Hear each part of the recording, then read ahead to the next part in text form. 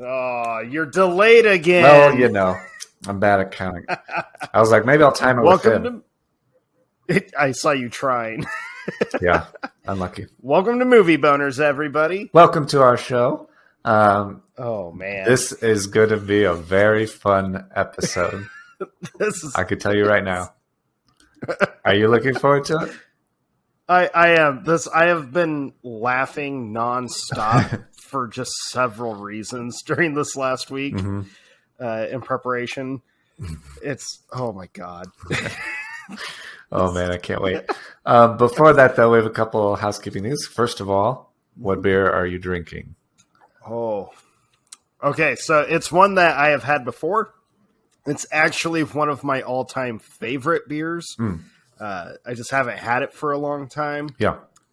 And man, it makes me so happy still. But I'm drinking Rogue Dead Guy Ale. Nice. Yes. It's fitting for the episode. It's out of Oregon. Nice. So Rogue Brewing. Okay. They make a lot of good beers. This is my personal favorite. Where's this from? Oh, okay. I'm drinking from Tommy Knocker Brew Company in Idaho Springs, Colorado, the Blood Orange IPA. Right. It's India Pale Ale with blood orange in it. Yeah, I couldn't find any beers that were like sparkling or oh man, or mopey. I'm sure we could have gotten like a sparkling cider or something. That would have been funny. Oh man, missed opportunity. That's okay. We made the joke at least. It's hard to find beers that apply, and I was going to bring this up. I found this week on the internet randomly. I think maybe Google recommended it for me. It knows that I do this show and I talk about beer and movies. But there's a blog called Beer Flicks. It's beer-flicks.com. Not a sponsor, just something I found. They have a Facebook and an Instagram, and they essentially do beer and movie pairings. Like they have a blog and they'll be like, here are some, what's a good example here? Black Widow and Widowmaker Black Ale. Like they just find beers that go with movies. They kind of are cheating a little bit because they're just like listing them. They're not actually having to find them in a store like we are, but it's still cool. Yeah, that is cool. So shout out to them, whatever. I don't know who they are. Maybe maybe we should try to reach out to them or something. We could do that. That'd be a fun. I think I was like scrolling back through their blog and I guess they started it beginning of this year, like January, and they've been posting very regularly, so it seems like a new thing. Cool. In other news, completely unrelated to anything about this episode, I did want to bring this up to you though. I don't know if you heard the news from Matt Stone and Trey Parker of South Park fame. Yeah, I did. So this is hometown, like pure Colorado news, big news. Big news. I saw the headline come up. Hilarious news. No way is this real. So for those that don't know, they are buying or have bought the Casa Bonita restaurant in Denver. So, and if you don't know, because you've only seen the restaurant featured on South Park a handful of times, it's a real place. It's a real place. It's ridiculous, and everyone, it's like a staple for Colorado childhood. Yeah. You make it there at least one time. You watch the Cliff Divers. You go to Black Bart's Cave. Yeah. And you eat sopapillas. Just yeah. Well, I was trying to. It's not the best food, but you go for. It's basically cafeteria food, and it's not very good at all. The entire building is humid because of the cliff diving water feature. And all the tables are sticky because everybody eats the sopapillas with honey, and all the kids spill honey everywhere, and everything is constantly sticky. But staple of our childhood and just Colorado culture. So as soon as I saw that news, immediately I was like, well, I guess when it's official and they've like relaunched under Matt Stone and Trey Parker, whatever they're going to do with it, if anything. I could see them totally just keeping it exactly as is. I kind of have a feeling that's what they're going to do. They just happen to have the financial means to be able to keep it afloat. Yeah.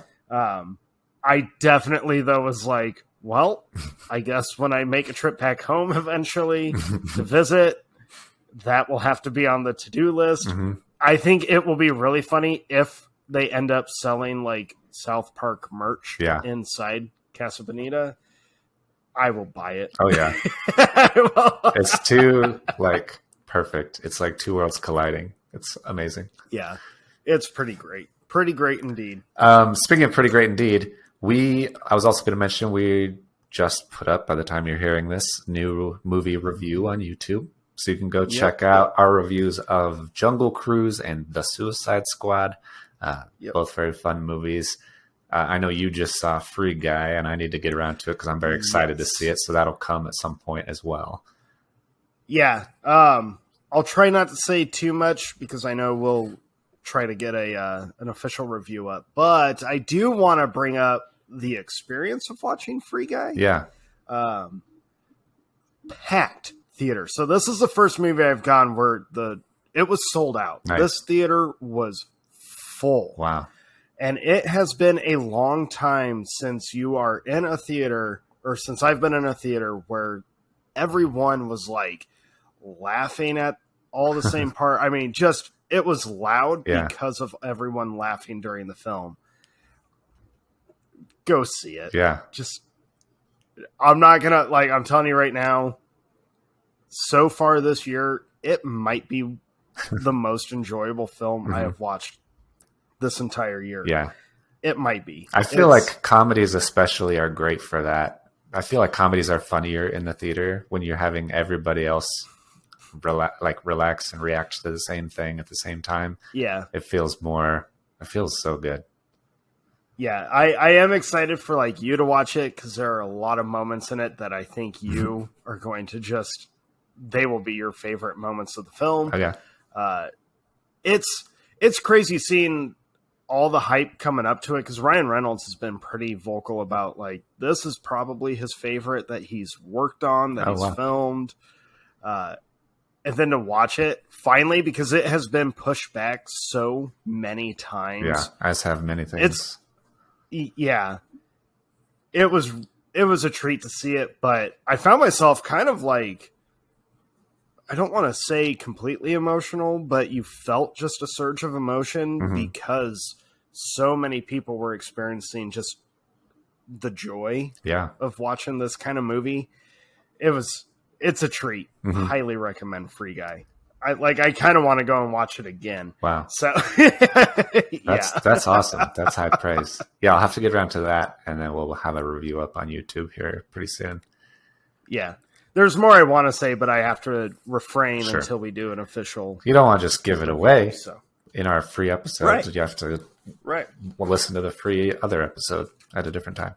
And then last piece of setup, I was going to mention that we are cool now. You know why we're cool now?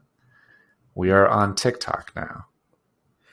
We are. We're kind of on TikTok. We haven't posted anything yet, but we officially have a TikTok Movie Boners page. Yes. And so we are going to post things. So there's going to be very funny movie content there. I think people should on TikTok. They think it's silly, and it is, but it is. There's a lot of really good, funny, original content on there. And so hopefully we can add to that. I think it's really cool. Yeah.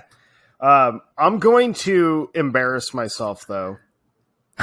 And I feel like you're going to be on the same page with me about this. I am going to I'm going to make a promise though. You are never going to see me dance. I don't know about you. We're not doing any TikTok. You're probably going to see me dance. We're not doing any TikTok dances, or I'm not. You are free to do whatever you want on our shared account. But yes, there will be other embarrassing things that we do, whether it's acting out characters or whatever. So when we got the account officially made for it, I was sitting in my living room so gung-ho about okay, I got to find a funny video to do, especially with our topic today. Yeah. And then I found myself hitting that moment of how do I TikTok? Yeah, no, that's exactly what I logged in today, and I was like, okay, how does this work? What does this button do? What does this button do? How do I put the filters on? How do I put the sounds on? How do I look up a sound that I want to use? I feel like we're elder millennials, obviously, just barely hip enough to use stuff, but hip enough to understand that TikTok is cool, and we're still on Instagram and Facebook. But let's be real, Facebook hasn't been cool for about 10 years. So we're going to try to branch out and try some new things. And they do cool stuff on there. Like you can have Q&As, and you can respond to other people, stitch videos together. Like if someone does some movie related thing, we can respond to them with our thing. It should be interesting. So you can check us out there. It'll definitely be a learning curve, which I assume will be part of the humor and entertainment for all of you. Yes. And for us. Just to watch us stumble while we try to be, middle-aged men trying to be hip. Yeah. I mean, miss 100% of the shots you don't take. So let's try it out. Wayne Gretzky, Michael Scott. Exactly. I'm glad you picked up exactly the page I was on. Oh, of course. Sir. All right, okay. Man. So... should we dive into? Okay, let's get into it. Today's episode, obviously, all about the Twilight Saga. I feel so weird calling it the Twilight Saga. Every time I've said it, I've been like, eh. It's a saga to watch. I feel like I thought it was 4 movies. I thought I remembered it being 4 movies because I thought it was a trilogy of books, and I remember they split the last book into 2 movies. So I was like, okay, there's 4 movies. And then I went to go find them, and I realized I didn't have them, and I was like, there are 5 movies. And then I told Christy, my wife, and I was like, you're going to watch these? Because she enjoyed them a fair amount. And she's like, yeah, for sure. And then she's like, I thought there were 3 movies. I was like, no, there are 5 movies. So it's a saga, people. Full disclosure, I already started drinking before we started recording. Yes. Which kind of plays into what we will end up talking about when we get around to That's true. Breaking Dawn Part 1. But I felt that would be appropriate, and I just kind of felt like why not? This was the best way to get through this episode. Yeah, that's a totally fair point, and I'm a little jealous, but that's fine. We'll get into it. Because I didn't have them, I had to seek them out at the movies. That is, and so I watched the extended editions of them, the way that they are meant to be seen, apparently. So we saw. Well, I don't know about you. I saw From New Moon to Part 2 in the theater. I'm pretty sure I saw them all in the theater. Okay. I did not see the first one in the theater. I'm pretty sure. And I read all the books, which I know you did as well. I did read all the books as well. So we are Twilight experts. I would not call us Twilight experts at all. Okay. It is funny to me how this franchise has not just been a movie franchise that has been around since we've been around, or that we've watched happen. Yeah. But for me, this franchise has some very deep personal ties to my actual life. And that's very weird when rewatching them, because the whole time I'm like, oh, that stirs up a bad memory. Oh, that stirs up a good memory. Oh, very weird. I know you've said it before. You may have even said it on our teaser last week of we don't hate the Twilight franchise. Yeah. It's kind of hard to actually hate it when it's so ingrained into your personal life. Yeah. And it's hard to hate something that does make me laugh a fair amount. Right. Oh my God. The amount of laughter I got out of rewatching them, because it's been a while since I've rewatched them. Yeah. Oh, same. Wow. I was like surprised at all the things I remembered. I was like, this is a blast from the past, but I do remember this. I had forgotten how unintentionally hilarious Yeah. this franchise is. Yeah. They play it so straight, so serious, and it's amazing. Twilight is a series about how the most dislikable girl in all of fiction apparently is the object of desire for everyone on the planet for some reason. And it's also based on the premise of a very frustrating love triangle where everyone involved is unlikable. So yeah, and it's also funny did you happen to go through and rewatch like some of the interviews with the cast, like when they were doing Eclipse and the first Breaking Dawn, where like everyone, including key main cast members, especially key main cast members, yeah, primarily the two main characters of the whole the love thing, interests, yeah, are like blasting the franchise, blasting the story, the films, but they are just ripping into them. Yeah. It's so weird of a franchise to me because I still don't understand how it worked or how like it. Yeah. I'm also deeply concerned about how popular it is, like, or was. I don't know if it still is. Obviously, it's a meme now. I think it still is, dude. I had a car, no joke. Yesterday, I was at a red light. Yeah. And the car pulls up next to me, and hanging from their fucking rear view mirror is an Edward air freshener. Nice. I saw that and was like, what? And then I looked at the person driving, and it was like a soccer mom. Which is probably soccer mom now. She was like a right junior or senior in high school, in love with him for a while. But the fan base for the Twilight Saga is probably the most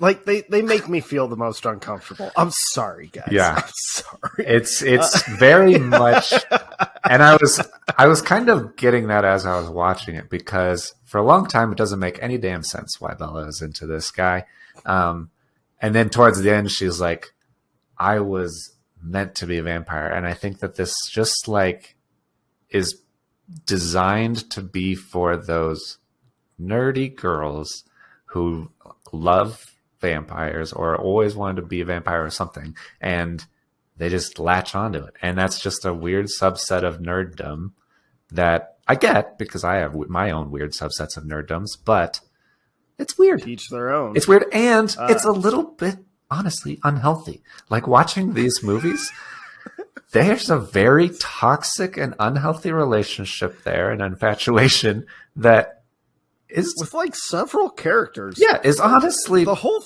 not a good role model for children to be, understand. The feel like this is normal romance. It's not. It's there are several times when she should romantic story. Be very concerned about the things that he is saying to her, and she is not, and that's a red flag. Obviously, people may know, may not know, this series inspired the 50 Shades of Grey series. And both of them share a lot of commonalities. Which I've never read the 50 Shades of Grey or seen the movies. I think I've seen a couple. I really have no desire to. Yeah. Just full disclosure. There's that's what we were nothing do there next week. That seems no, we're not. Fair enough.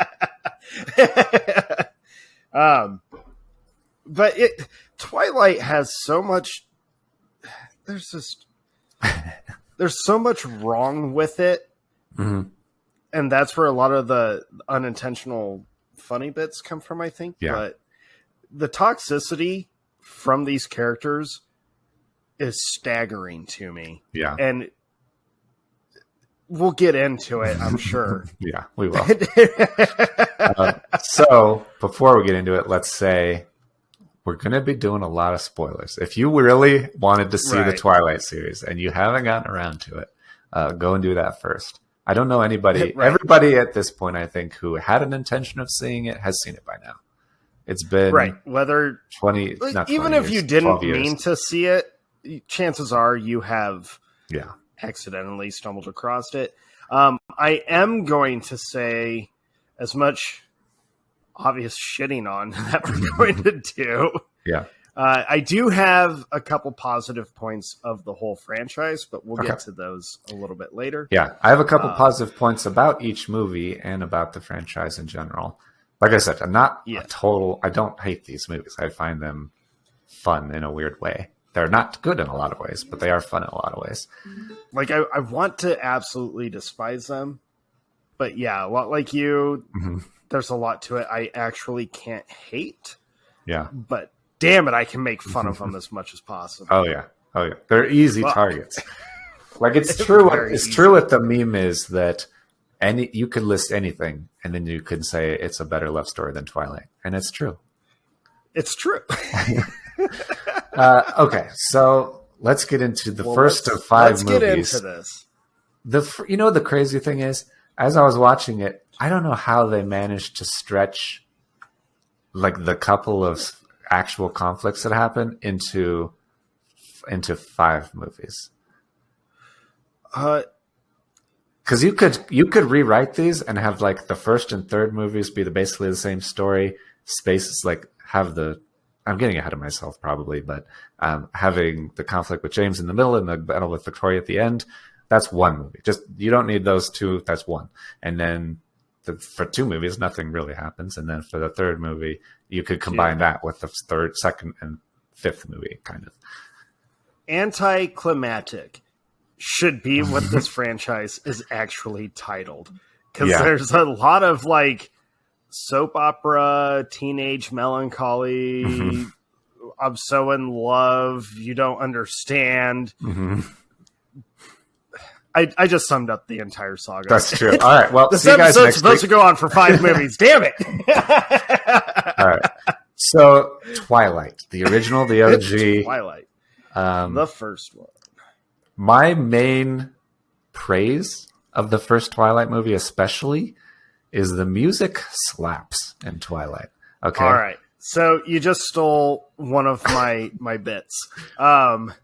The music through the entire saga, it's too good of a soundtrack for this for all 5 movies. It's too good of a soundtrack for such mediocre teenage love fest. Like the music is great. The music is awesome. I'm not even watching it today. I'm just playing the music while we record. Oh, nice. Like it's the music is so good. It balances so well the like some very classical stuff with some very, very contemporary stuff. And it's just all of the music is really, really good. And the music is great. Including original music and like Bella's Lullaby song, whatever. But I've always loved that song, and Christy had it in our wedding, and so that's kind of a big reason I like it too. So again, personal connections to Twilight for some reason. Yeah, the music is great. The music has also the personal connection has also kind of like made its way under my skin permanently. Like especially the New Moon soundtrack, but we'll get into that. I'm gonna be doing a lot of debating on how much to share because of how I'll tell you if you're deeply sharing personal too much. this franchise gets. Like Dustin, TMI. Right. So bear with me, folks. The other thing that I had kind of completely forgotten about my life before I rewatched these movies, I've been to Forks, Washington, and I've been to La Push, and I've been to these places from the books. God. Because in like, I think it was high school, at like graduating high school, I took a road trip like by myself, and I went to like California and all the way up the coast and went to Oregon and Washington. Yeah. And I was like, I'm here. And I definitely went to the very tip of Washington where Forks is. And they have like all this Twilight shit and like stores with like Edward cutouts and all this stuff in it and tours you can go on. And then I went to the reservation. They have an actual reservation and the push and all that stuff. And it was pretty cool. And I completely forgot that I did that. I was like, oh, yeah. It's how like the high school that they, record at. It was pretty cool. Right. Oh, man. See, so like I said, experts. We are Twilight. You brought up a whole lot more memory and like, ooh, I probably shouldn't share that story. But I have not been to Fort Washington. I've been to Seattle, though. Mm-hmm. So close enough. Yeah. I guess. Sure. Why not? I love Seattle. Seattle's so beautiful. Yeah, it is. Oh my God. I love Seattle. Oh, I would dig the environment. Like I would, even if like everybody's like, oh, Fork sucks. It's so rainy. That's why there's vampires there because they're never in the sun.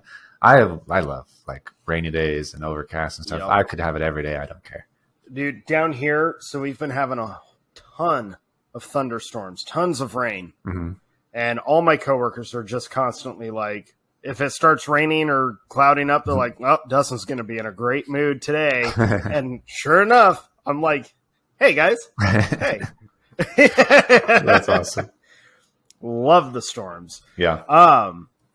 So I didn't see Twilight in the theater. In fact, I had like no desire to. I was married at the time when it came out. And my wife at the time, her and I were both like making fun of it, rolling our eyes at it, just kind of like brushing it off. Just nothing about the preview makes it look like it'll be a good film. Mm-hmm. But we ended up seeing it because she was sick after it was done with the theater run. It came out on DVD. This was even before Blu-ray existed. This was like video and DVD still. 2008. And so it comes out, or maybe not video anymore, because I think they did discontinue VHS at that point. I think so, yeah. Anyways, she was sick, and I remember I had to run errands on the way home after work one night, and I picked up Twilight because I thought, you know what? She might actually like the story, and she had kind of dropped some hints of like, I want to watch this. I think she had read the first book. I actually can't remember if she read the book before or after we saw the movie. Okay. Anyways. Yeah. Brought the movie home after running some errands. I was like, all right, so I got you this. I hope it's not terrible. Yeah. And so we sat down, we watched it immediately. And when it ended, I remember both of us being like, we didn't hate it, but it wasn't good. Like, it's such a weird, like, I should hate everything in this movie, but I didn't. Yeah. And I don't know why. Maybe the music was the saving factor, but little did I realize how, like, obsessed or how... No, obsessed. My wife at the time would become of this whole franchise and how much everything suddenly in our lives would become Twilight oriented, or at least inspired by Twilight. At one point, I even bought my wife the kind of off-green jacket that Bella wears in New Moon. My wife had that. Wow. Yeah. I have no idea what jacket you're talking about, but I believe you. It was some jacket she wore in the second movie.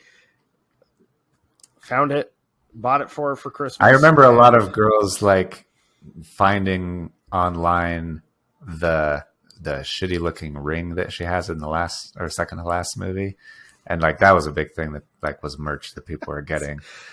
Everything was merch to this thing. Yeah, it's crazy. Cash grab. Right. So let's talk the first one while we are. Well, it's not just the music that's good, because there are two very specific castings that I think save so much of the movies. Number one, best thing that ever came out of Twilight, Anna Kendrick.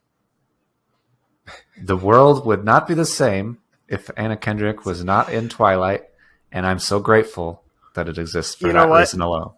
I'm going to agree with you. I think Anna Kendrick's whole career post Twilight franchise has been a lot, and I'm going to say this about one of the biggest stars to come out of Twilight, but we'll get to them in a little bit. But Anna Kendrick, her career to me has been like a fuck you to the Twilight franchise of being like, because all of her characters post then have been intelligent. They're very entertaining. They're very funny. They're just they're developed. She's funny in Twilight. Talented. Well, she is, but she's even said they wrote her character to be so dumb that her improvised moments were her just trying to bring some like intelligence or use. I think it was for the second movie. I'm jumping ahead, but you brought her up, so here we are. When they come out of the theater after watching the zombie film, and she's going on her rant of people's obsessions with zombies, that was improvised. Oh, wow. And she threw in huge words on purpose because she was like, my character would never say this, so I'm throwing something me into this. Like, she was excited when she was told she didn't have to return after the wedding scene in Breaking Dawn. Yeah. Like, I agree. Thank you, Anna Kendrick. I love her. She's so funny. She's really funny. And other sub character or secondary character that's great in all these movies, and I love all of his lines, is Billy Burke as Charlie, her dad. Okay. Full disclosure, I am Team Charlie. Yes. 100%. Yes. Like, I love Charlie. Love him. I feel so bad for him the entire series. Bella's kind of a bitch. Yeah. Like she kind of treats her dad like shit. Yeah, she is not great at all, and he puts up with a lot of crap from her. He's very lenient and forgiving to her, which I'm like, would I be this collected? Yeah. I don't know, but hopefully my daughter doesn't fall in love with 100-year-old vampire. We can all hope. That'd be but terrible. We're in Texas, so I assume vampires wouldn't do well in this climate. Yeah, hopefully. We'd be able to see the sparkliness. Yeah. Pretty quickly. Oh my God. The sparkliness. Okay, we're getting ahead of ourselves. We are. Sorry. So the whole story of Twilight, and the premise is that this girl she has to like leave. She's been living with her mom, and her mom's boyfriend leaves them to go live with her dad, who she hasn't seen like in a very long time. He lives in Forks, Washington, which is very different from wherever they're from, Arizona or some shit. And so she goes to this new school, new people, meeting new people. It's a very like small story, like small start in a weird way. And then she meets these classmates, and they're all very nice with her. All the guys love her. All the guys want to date her and just get in her pants. And then all the girls are jealous of her, so she's, got it going on, apparently. And even though she's blah and whatever and a klutz, but she meets these like weirdos who have the most disgusted faces that I've ever seen, and they just and the books are so weird because they like describe them all as like so beautiful and perfect and chiseled, and then you see the movies and it's like, this guy looks weird. This guy looks weird. He's being weird.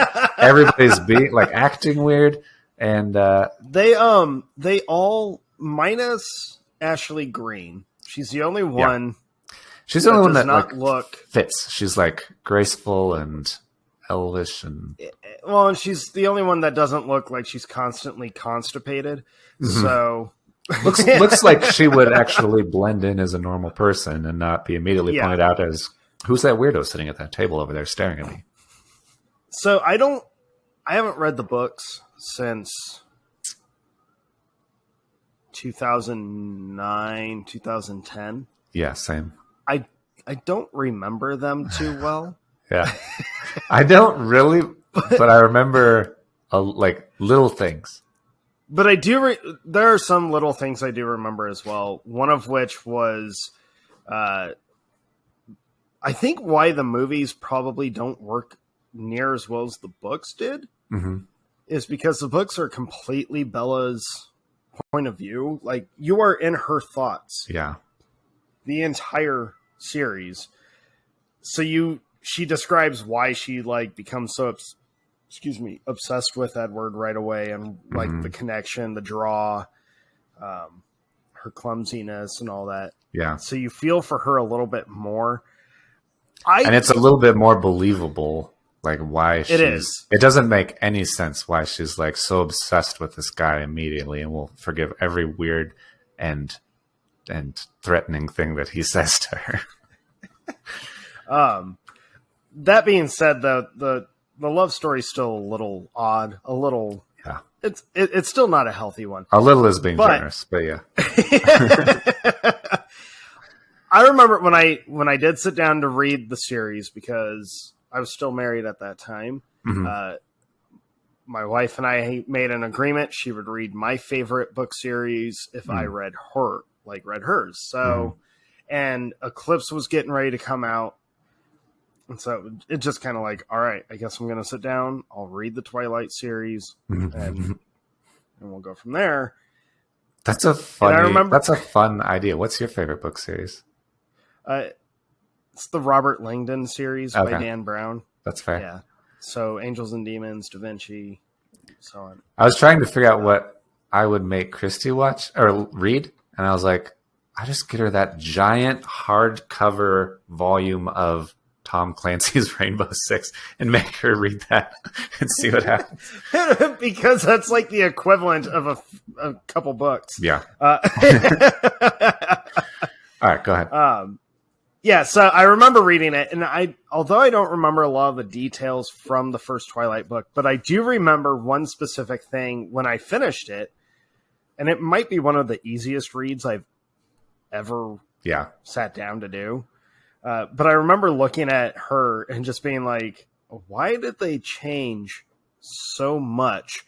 The book is literally written like you could have just done it page to screen. You did not have to change narrative. Yeah. You didn't have to readapt anything. The book plays or reads like the movie should have. And that's always kind of stuck with me. And when I rewatched it this week, I was very much like, I don't remember the book too well. But I remember it being a pretty smooth, like you were able to go through it. The movie feels so choppy. Yeah, they're so like I made that same note. I was like, there are very serious pacing problems in this movie. It's like so down here and like dull for a lot of it, and then it just at the end just climax immediately. All of a sudden, I didn't know we were getting close, but now there's a huge threat. It's just it spikes and then goes. It's very choppy.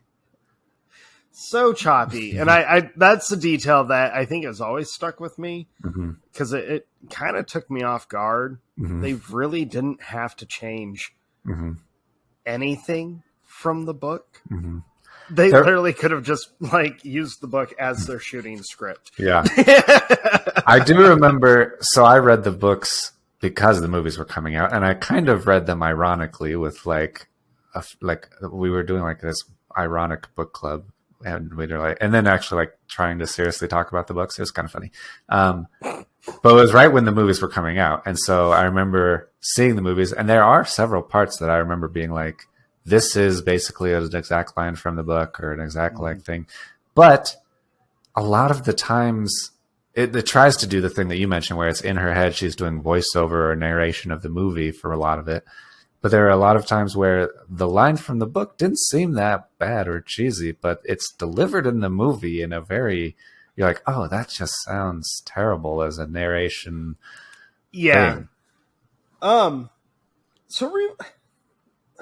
That first movie, honestly, is the worst made out of the whole saga. Yes. It's bad. Yeah, on a lot of levels, like not just the pacing stuff, but color grading is weird. All the actors and makeup and costumes look weird. Dude, the makeup is so distracting in that first Twilight movie. Yeah. Because it's so obvious that it was like, we're really dabbing the white onto you. We got to make sure you're pale. And it's like, you kind of want to...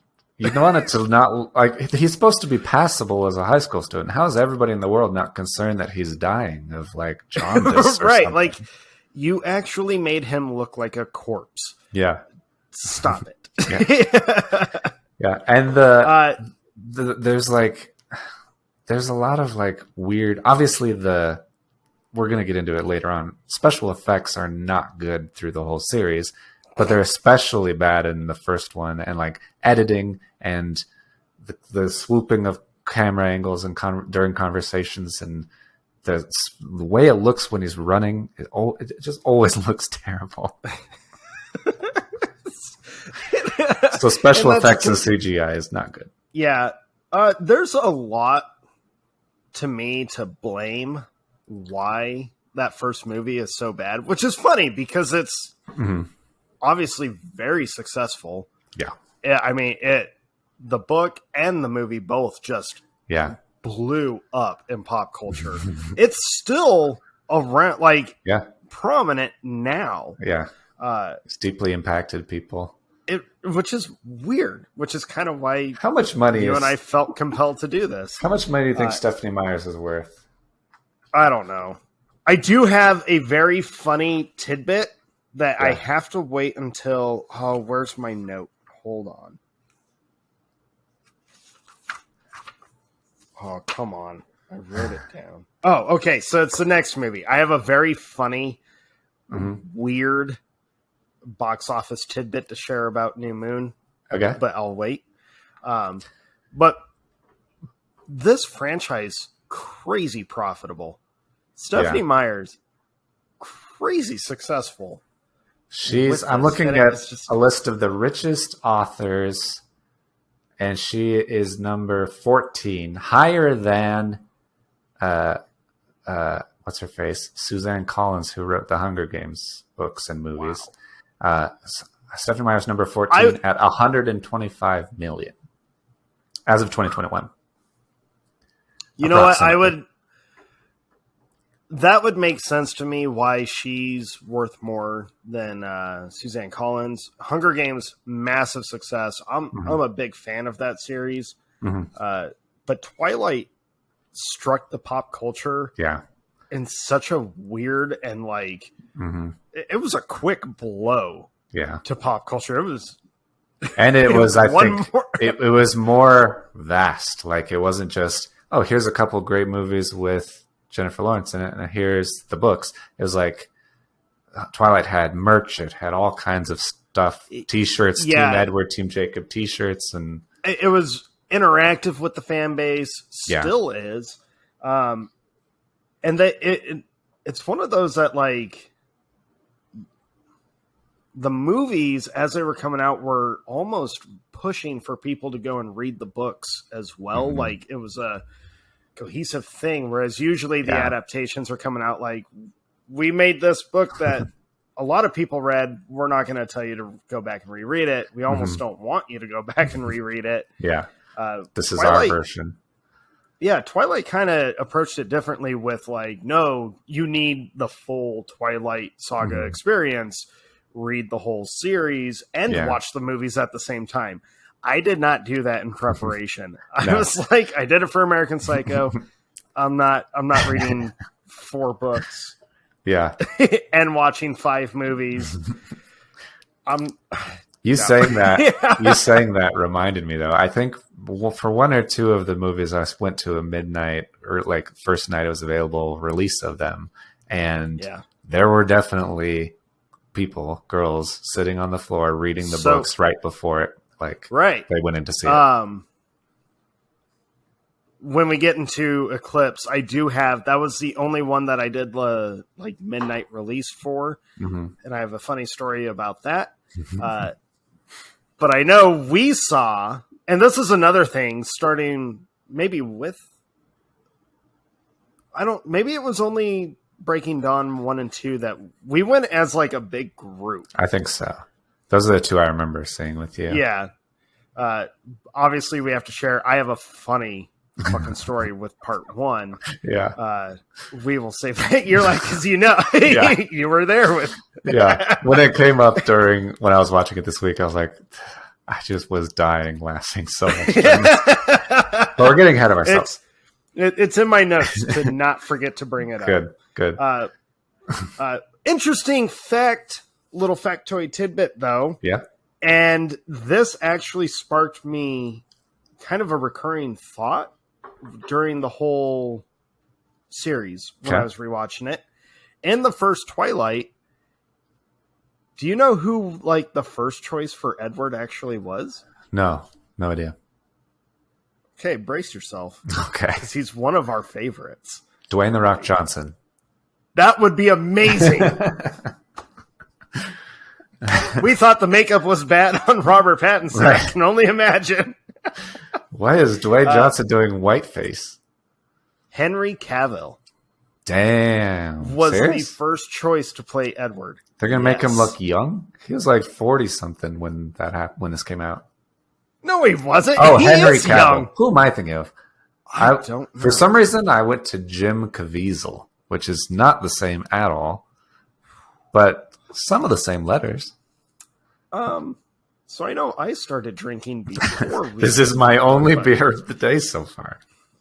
How many Henry Cavill. You're talking about Superman from the DC universe. Yes, I know who you're talking about now. Was the first choice an original choice to play Edward? And this got me thinking, see that, though. Actually, in some ways, especially a younger Henry Cavill that I've seen, he's beautiful. He's chiseled. He's got a little dimple in his chin. Well, it got me thinking. Yeah. One,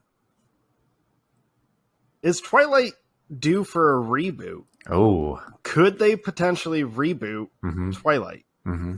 I think they will. Mm-hmm. And I think with a different... Okay. Hot take. Yeah. I don't blame the cast for the horrible acting. No. Certainly not. I don't... My biggest complaint about the whole saga is how uncomfortable or unenjoyable Edward is to watch and hear talk. The line delivery and everything is just awful. That's not Robert Pattinson's fault. Robert Pattinson is in 100 movies that are incredible.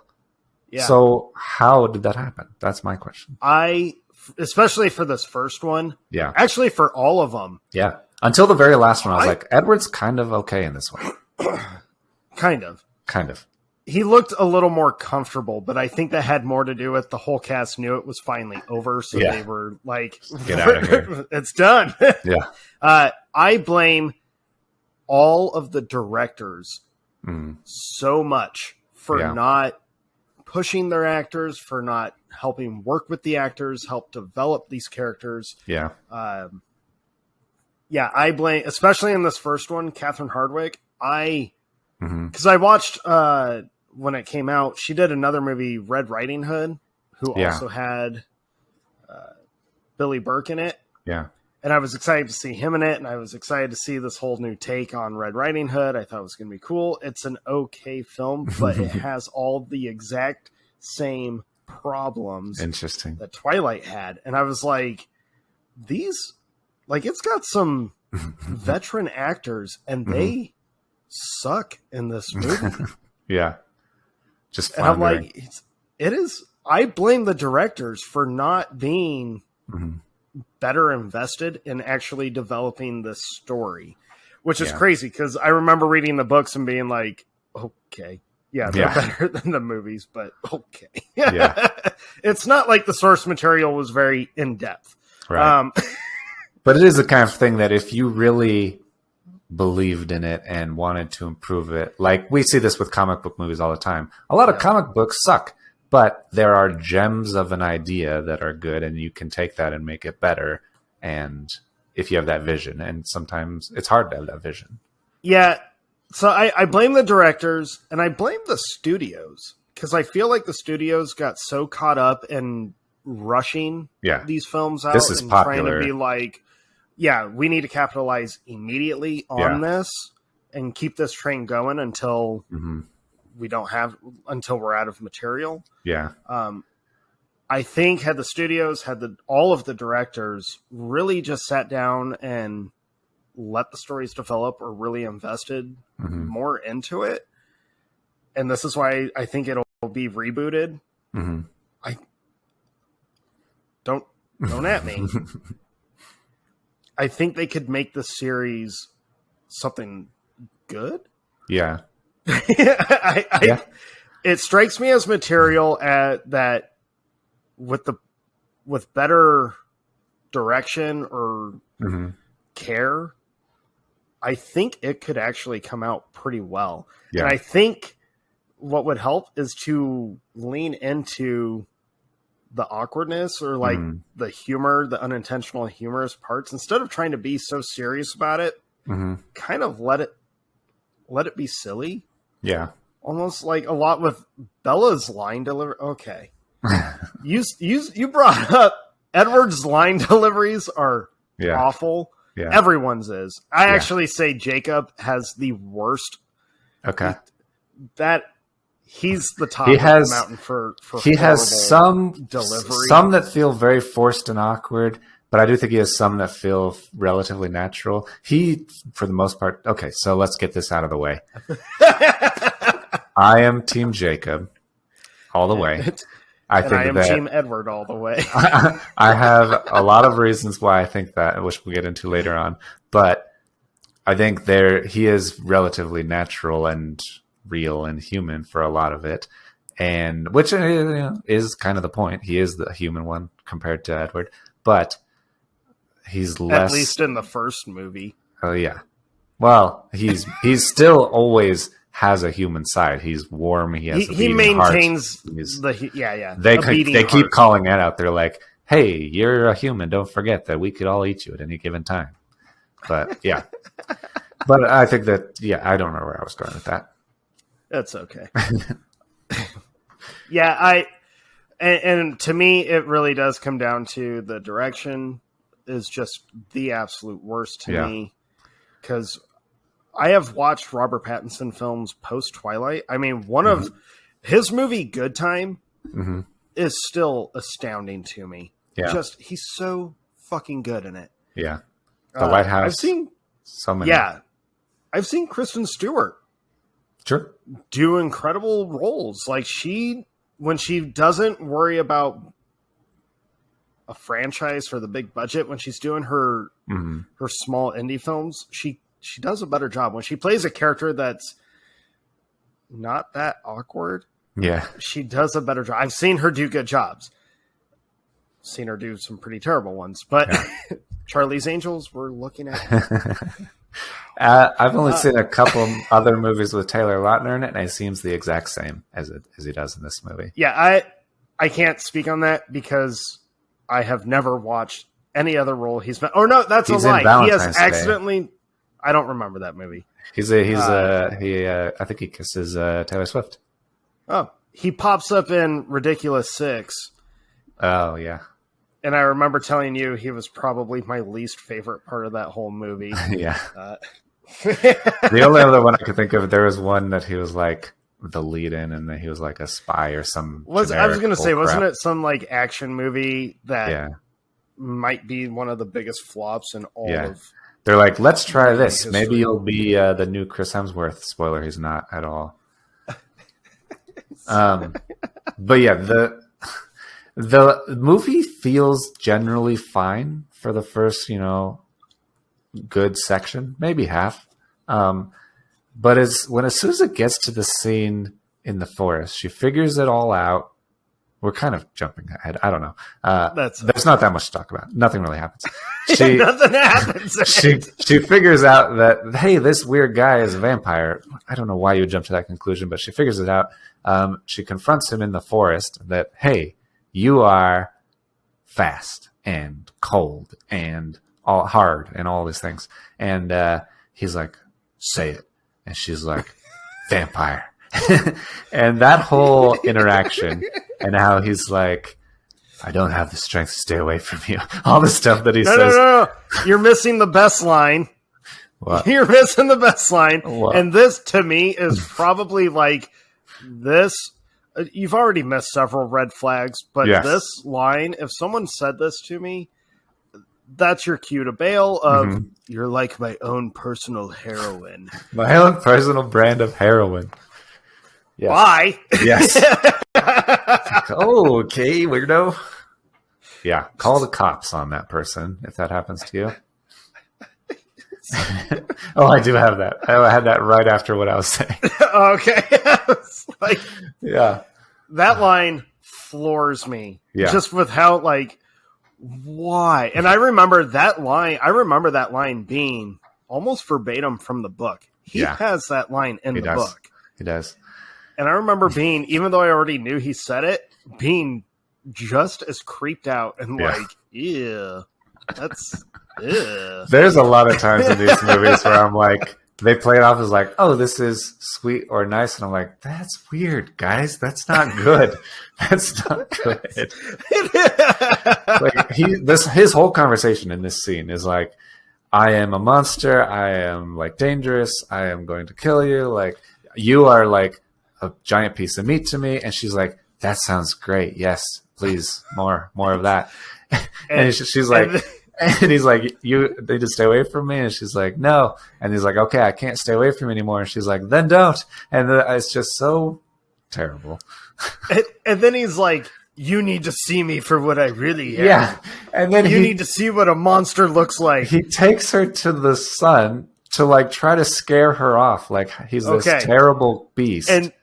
And this was the moment that has sparked probably the biggest joke out of everything to come from the franchise.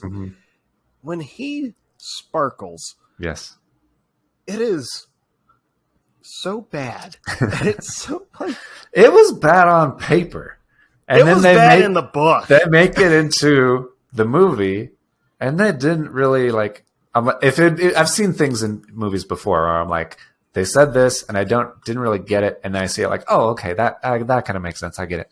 I needed a visual. The visual is worse. The visual doesn't make any sense. The visual's worse. The visual is so much worse because it's like distracting, and I don't get it. To go from someone telling you you need to see what a real monster looks like. Yeah. You hear the word monster, you're envisioning something grotesque, evil, frightening, intimidating, and then he sparkles, and you're like, looks the exact same. But just nothing changes. Barely glistens more than sweat, like sparkles in the sun.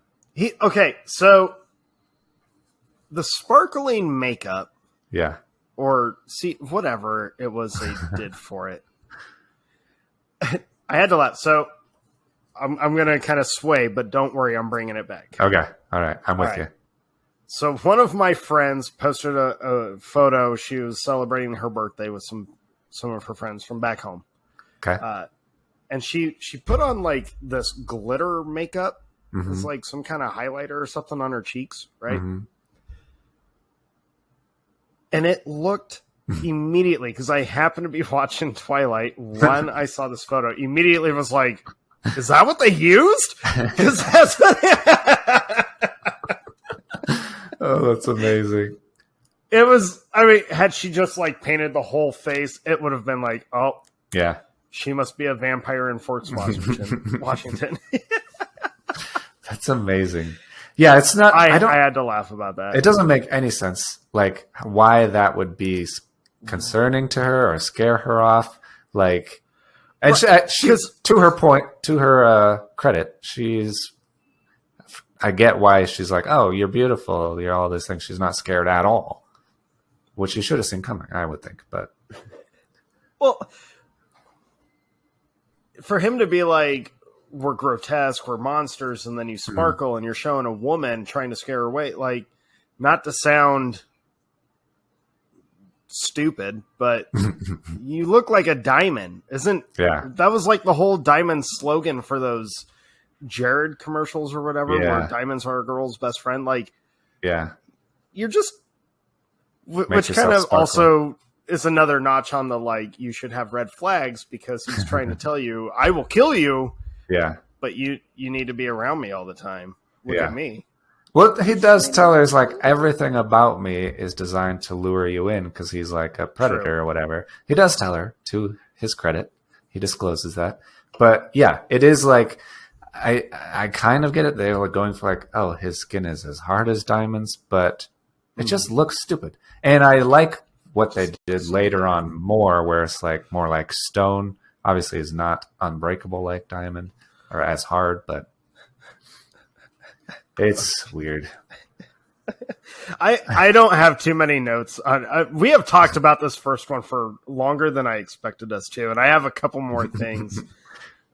One of which I can save for a little bit later. But in terms of the actors, so have you heard the like infamous audition rehearsal that Pattinson and Stewart had to do? No. Okay. What they do? It weirds me out. Writing this note down made me uncomfortable. Just feel, ew. And it's not even like it's just red flags everywhere. Just so I can't remember if it was for the audition or if it was just rehearsal. But Catherine Hardwicke had Robert Pattinson and Kristen Stewart do the scene where they're laying down together in the meadow or whatnot. But they did it on Catherine Hardwicke's bed. In her house? In her house when it was just the three of them. Oh. Right? Yeah. That's weird. Thank you. That's the kind of thing that you get me too'd about.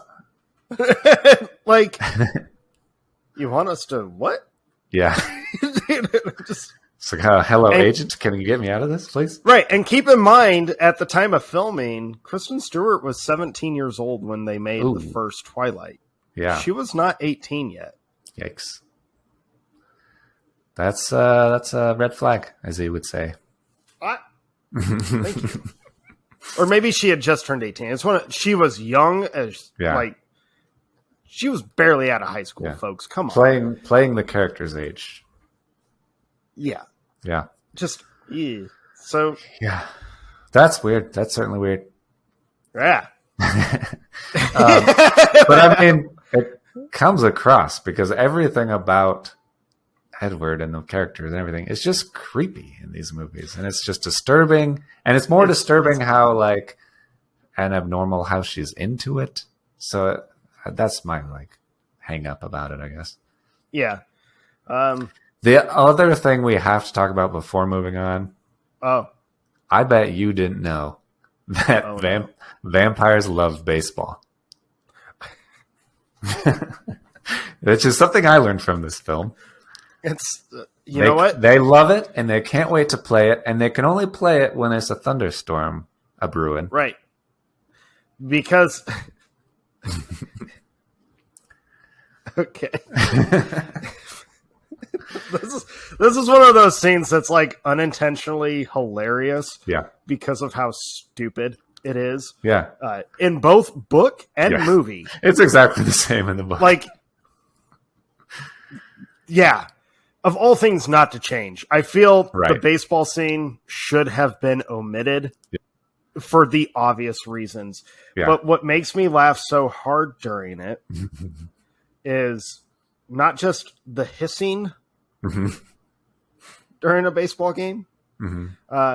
So they're vampires. They have super strength. Right. They can only play baseball when it's thunder. Yeah. So that because when sound of the baseball. Yeah. The crack of the bat is so loud that everybody else would not. Everybody would come looking for them if there wasn't the crack of the wooden bat. Yeah.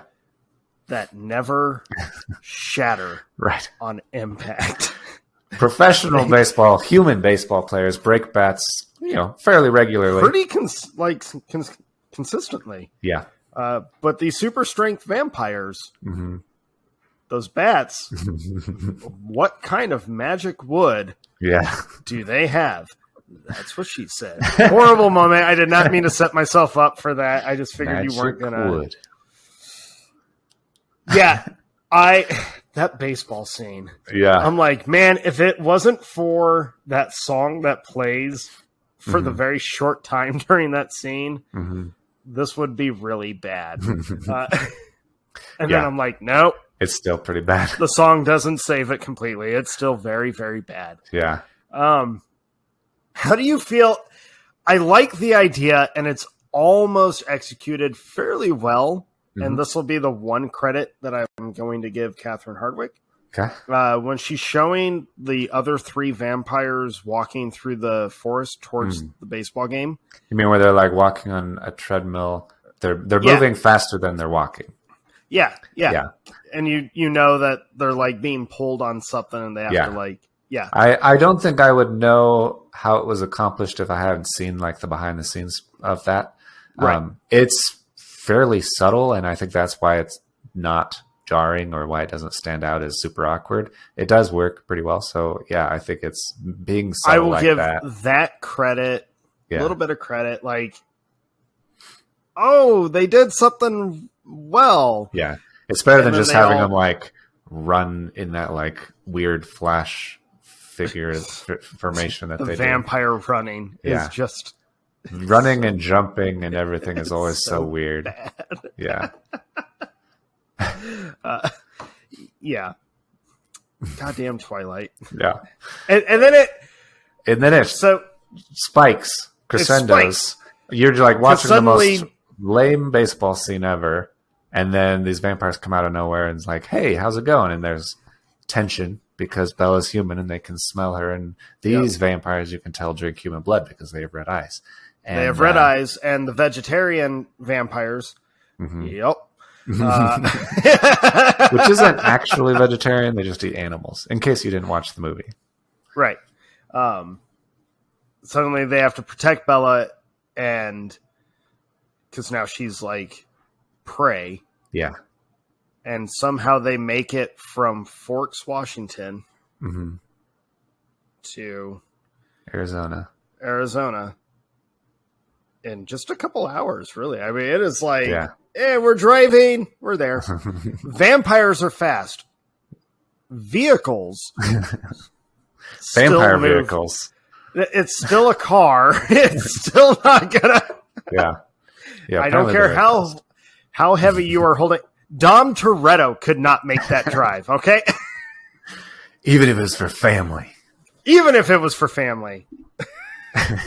But yeah, like, out of nowhere, the story just spikes, and you're like, oh, we're doing something. And then as you're having that thought of, like, something's happening, it ends. And you're like, wait.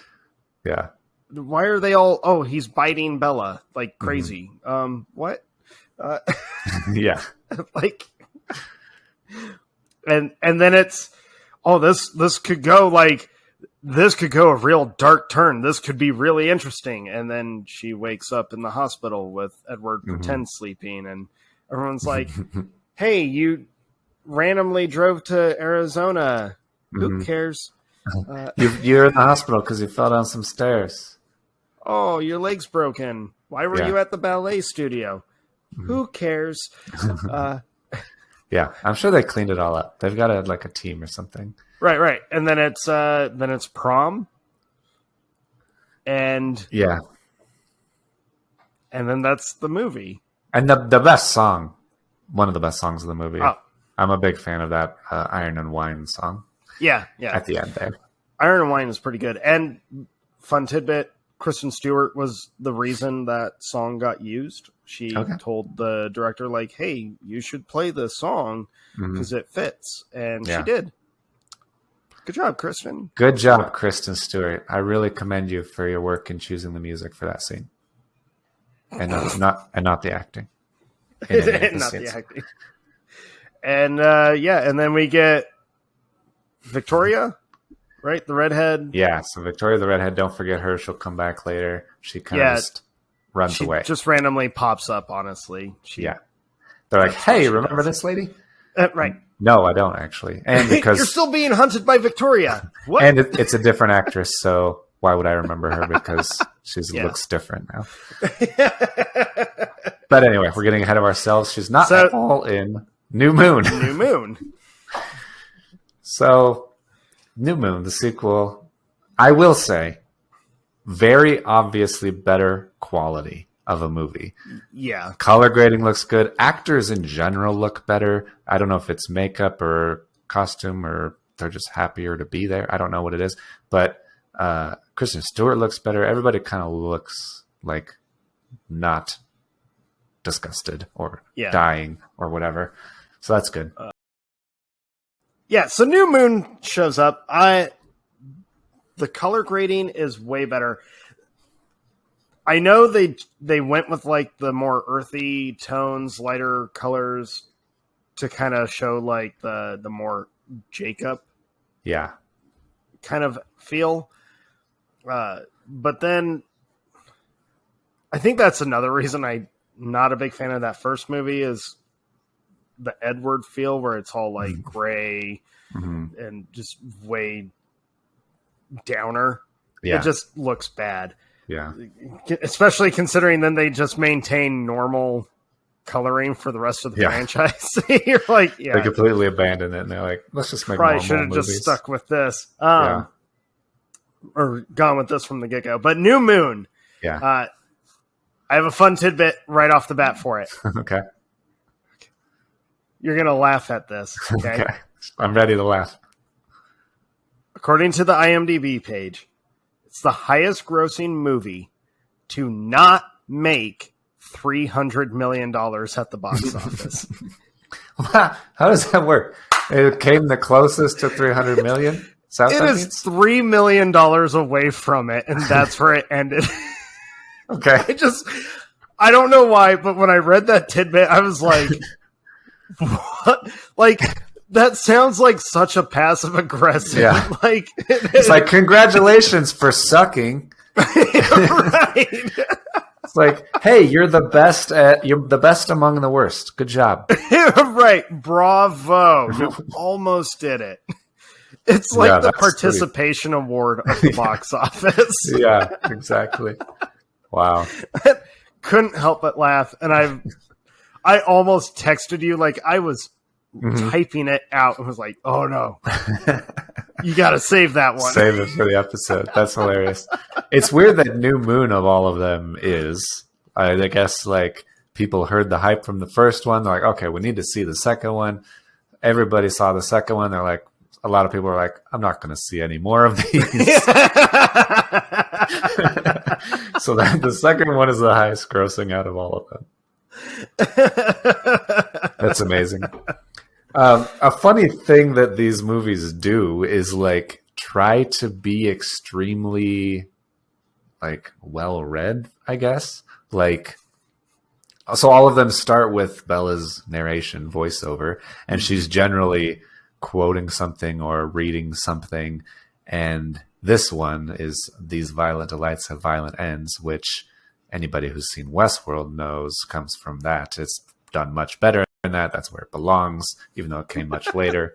And it tries to like set up these big literature parallels, and it does a little bit in this one because this is a very heavily Shakespeare influenced movie with like what's the frick is that frickin' play that Shakespeare did? You know, the one with the Romeo and Juliet. So Romeo and Juliet is like a big deal about this whole movie. You know, the most famous Shakespeare. Frickin' William Shakespeare frickin' did. The most famous William Shakespeare play ever. Yeah, Romeo and Juliet. Yeah. But Romeo and Juliet, much better love story. And I'm not going to jump to the end yet, but it's set up at the very beginning, early on in the movie, where they're watching the movie in class, and Edward and Bella are together now, and he is even like saying like, oh, how stupid is Romeo that he would just like kill himself for this girl. It's just a silly mistake, like a misunderstanding that would have been so easy to actually like avoid. Spoiler, he does the same thing. And then the movie plays out exactly like that. Yeah Freaking New Moon. So New Moon, I enjoy. It's way better than the first one, which is a rare thing where the sequel is better than the first. But in this one, I mean, it's not a hard reach. New Moon was it was made better. However, I still blame the director because the acting is still so bad. Yeah. I got to pull up my IMDb page because there was. It doesn't really ever get better, honestly. No, it really doesn't. Where is he? So it's the lowest rated one on IMDb, but I don't think that's fair. I actually think the first and Eclipse should be the worst rated. But I would agree. I think, yep. But I was looking up like the director for this. Come on, IMDb. There you are.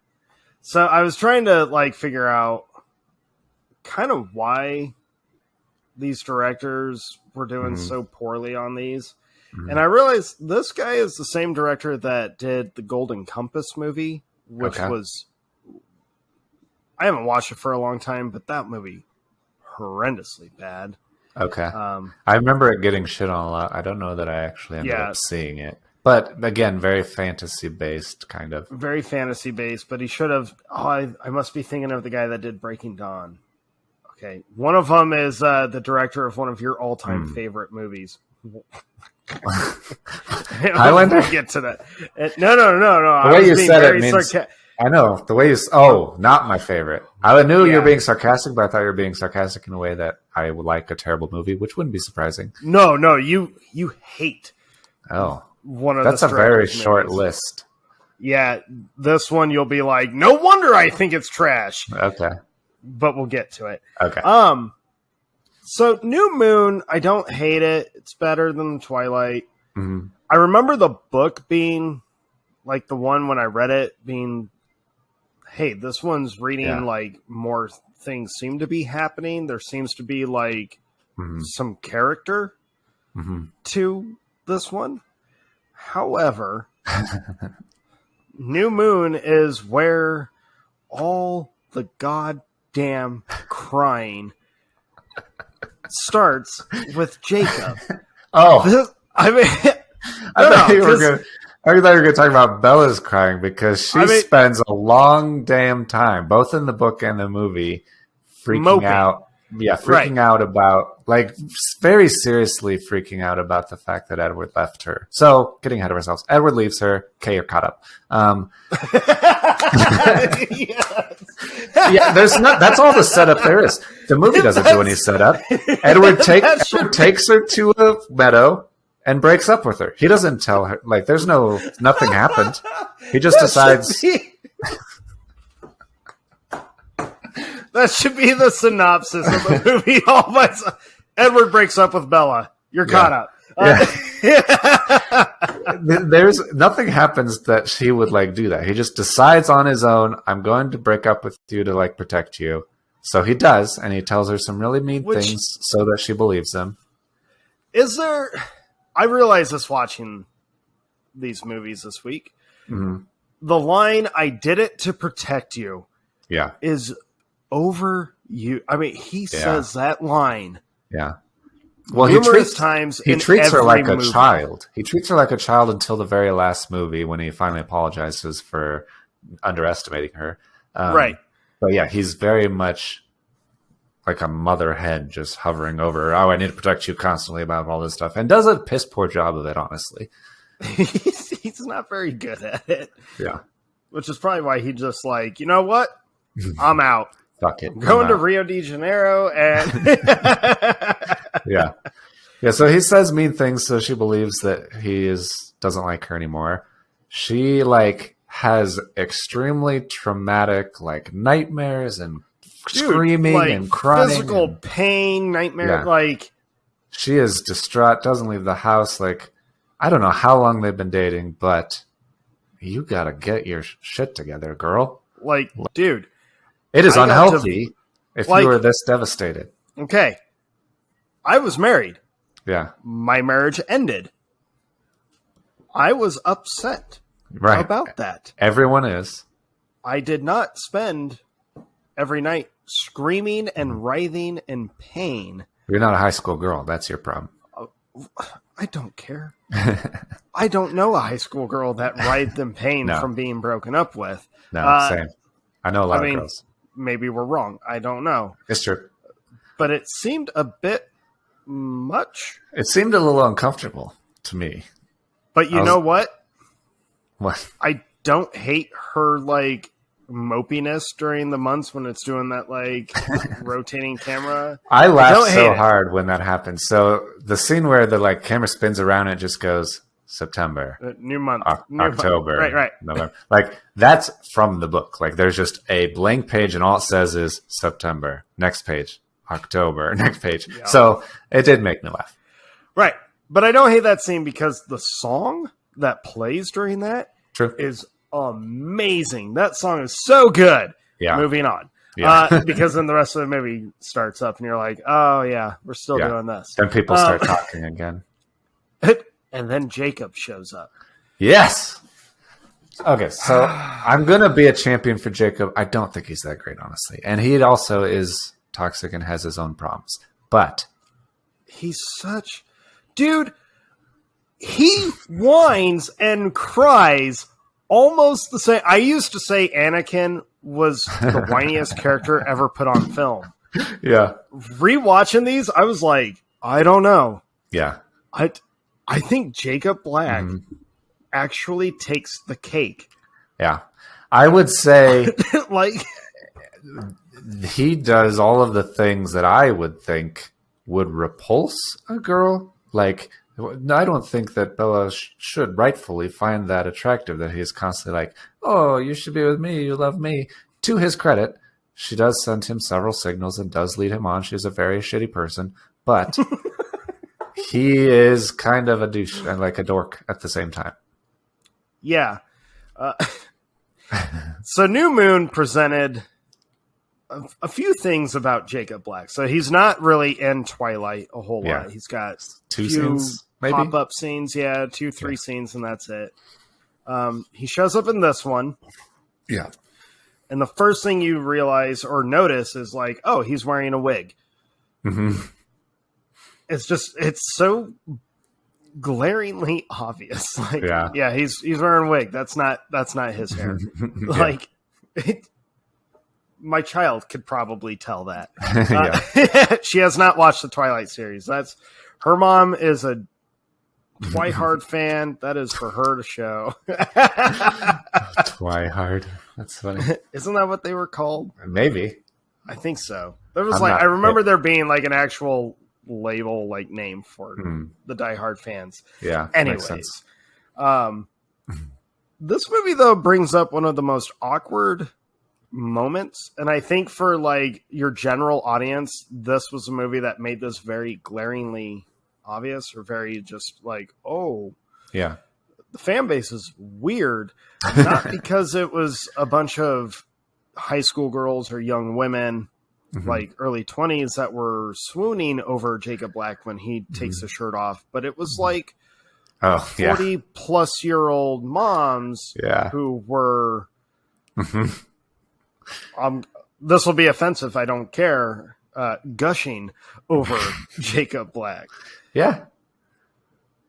Which I was true. Like, all right, this is gross because he's, what is this character, like 16, 17 in the movie? He's younger than Bella. Yeah, because she has to buy him a ticket to the movie. Right. So yeah, and they were seeing an R-rated movie, so she's probably 17, he's 16. Yeah. So to see all these moms or these women, late 30s, early 40s and up, swooning over this high school boy because he's got his muscles. Ripped. Yeah. I'm like, gross. Guys. I mean, I was in my early 20s when these were coming out. So actually, when this one came out, this was 2009. Yeah. Yeah, so I was like 21 when this came out. So I thought Kristen Stewart was hot because she kind of resembled my wife at the time. and I thought obviously I thought my wife was hot, so Right. I connected those two. And she's Not certainly as creepy. She's certainly hotter in this movie than the first one for some reason. Yeah, and not as creepy as 40-plus-year-old women swooning over a 16-year-old boy. For sure. For sure. Although, maybe this is getting ahead of ourselves, but maybe they imprinted on him and they're going to wait until he grows up. Shut the fuck up. Shut the fuck up. And you were jumping way ahead, sir. Yeah. Anyway, it's a wolf thing. Anyways, it's that true. that was such a blatant thing that still, Yeah. when I was rewatching it and he takes his shirt off, oh, your head's cut. So I removed my whole shirt. That's the First funniest off, part to me. It's her like, head wound is not even bleeding that bad. I've had head wounds. yeah. They gush way more than what she's got. Yeah, hers has stopped bleeding already. And he's just like, here, let me take off my whole shirt. And by the way, I'm ripped. And then New Moon is chock full. Like, there should be a game. Mm-hmm. A drinking game. Nope, you'll die. You make your own choices. There should be some form of a game every time a line is just so horrendous. Yes. You take a shot or you do something. Yeah. New Moon. Damn. There's something. The one that sticks out to me is when she goes and brings him the bikes and he's like, "Hey, Loca," and he hugs her and I'm like, "You're Native American. You're not Spanish. I don't know." But it just feels forced and awkward and say something cute. Give her a cute nickname or something. And then you get, Jake, you're buff. Yeah. There's a lot of those kinds of things.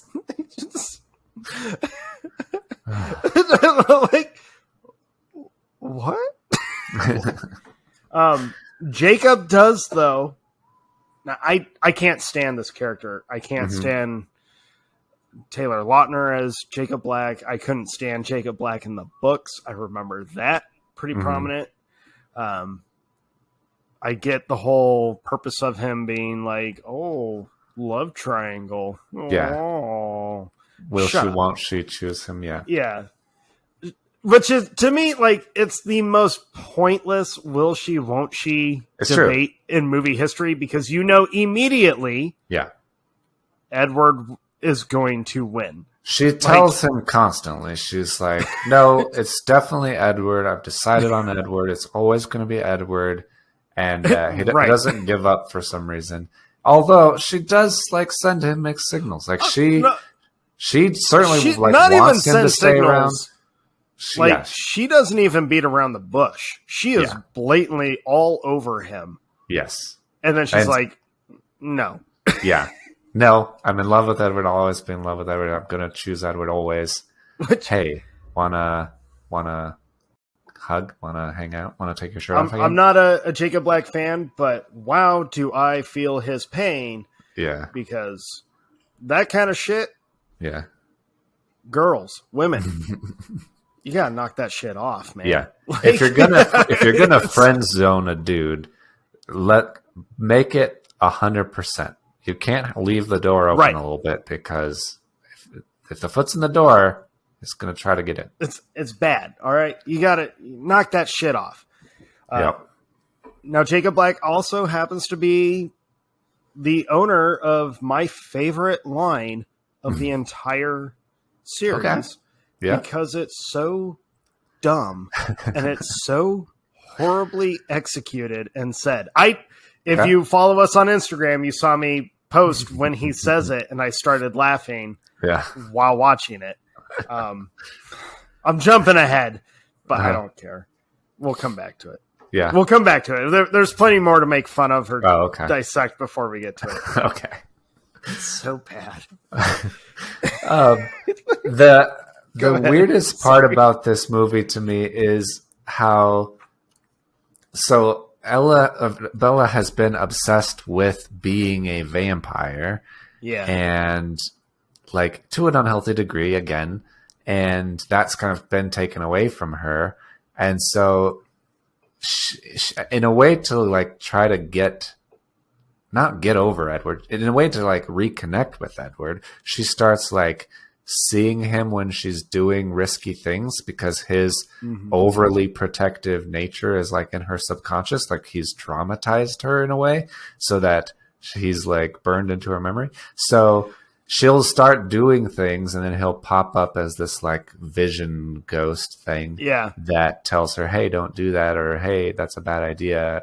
And so she does it even harder so that she can see him more. And I don't know if she'll think he'll like actually come out of nowhere and save her or whatever. But that was why she got the dirt bikes and got Jacob to fix them up for her, because she had gotten on the strange guy's motorcycle when she was out with Jessica, Anna Kendrick. Yeah. And she's like, hey, motorcycles are dangerous. Let's get some of those and get Jacob to help fix them up. So I love Anna Kendrick, but her character on that part, you might be the worst friend in the history of friends. She like tells her, she admonishes her. She's like, hey, don't go. Don't do that. Those guys are creepy. But she just lets her walk away and go. She doesn't even try to restrain or like, we're moving on. She's not like, hey, I'm serious. This is serious. That's dangerous. She's just like, those guys are weird. Okay, see ya. Yeah, don't do it. And then hey, I'm glad you're back. You know what? I'm going to go over here and ride up and down the street on the back of this dude's bike. Yeah. And his line of like, I'll be whoever you want me to be. Like, dude. Yeah, he's very creepy. Gross. To be fair to him, this nameless person who has no character, he is like, all he does is take her for a ride and then drops her off again. So, in hindsight, not that dangerous. Right. But the situation, had it been like any other story or any other movie, it would have been way more. It relied heavily on the possibility of this guy could totally kidnap you and murder you and rape you. Yeah, it could be bad. And Edward is in a whole nother country. He's fast, but he's probably not that fast. All right. Yeah. And he's not Alice. He can't see the future. He doesn't know what you're deciding. He can't even read your mind. We didn't talk about that. Oh, yeah. The vampire powers. We didn't even talk about vampire powers. Edward, some vampires have powers, not all of them. Well, all of them have like super speed and strength and all that stuff. But some of them have extra powers, and Edward can read people's minds, not like just like looking at them or thinking about them, maybe. I don't know if there's like a proximity thing. He has to be in certain closeness. I don't know. I don't think there is, because in Eclipse, he's reading like the minds of, I'm jumping way ahead. Yeah. But he can read the minds from down the mountain or like out in the forest. So I don't think he's got a proximity. I think it's just whoever he kind of lets pop into his head. Yeah. I don't know. They never explain. He doesn't even explain. But he can't read Bella's mind, which is kind of the main deal. That's the big thing to point out.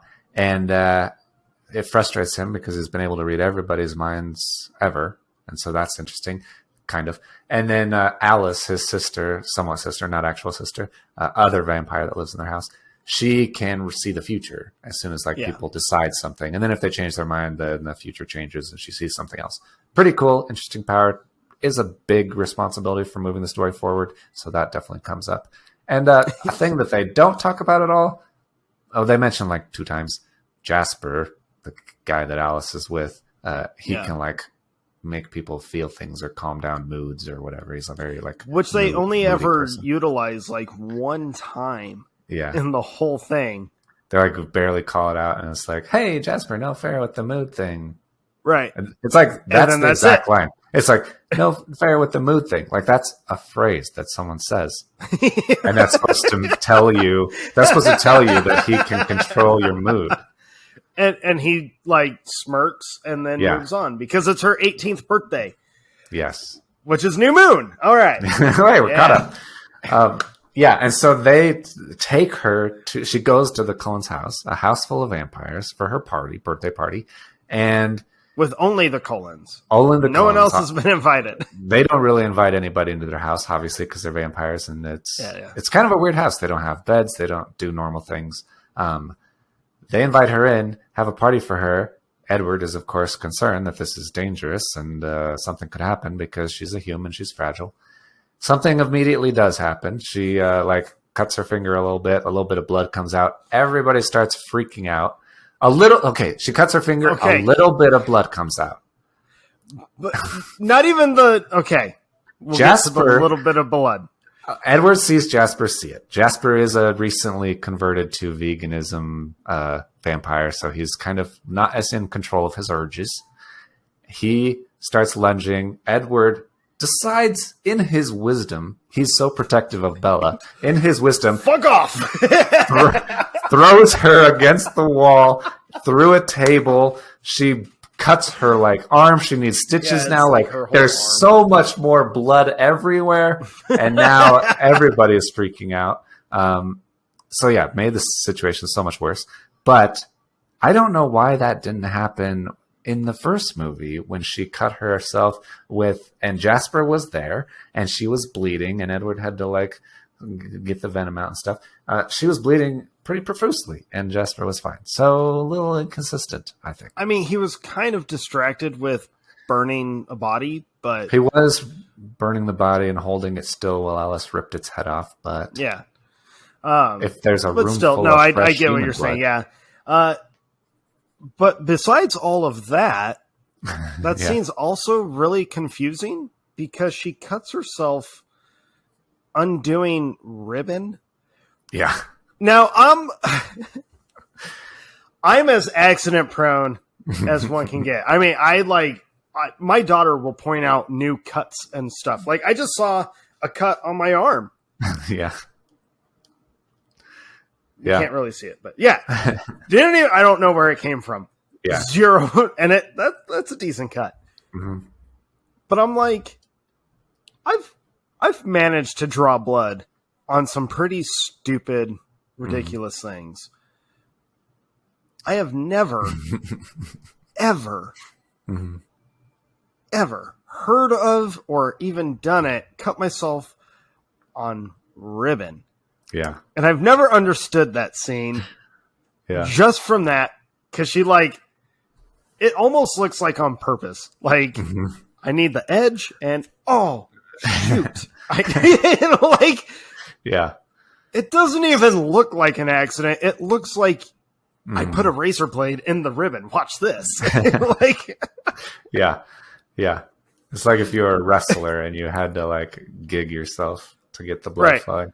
Well, and then I told myself, okay, maybe it wasn't the ribbon. Maybe it's the wrapping paper. Paper cut? Paper cuts. How deep of a fucking wrapping I've had a lot of paper paper cuts. They're generally very surface, especially wrapping paper. It's very flimsy and thin. I've had maybe one paper cut that had a little bit of blood show up. I don't know. I don't think it would have drawn a vampire to me, but whatever. But we digress. Yeah. The whole party happens. I think it's a disaster. Yeah.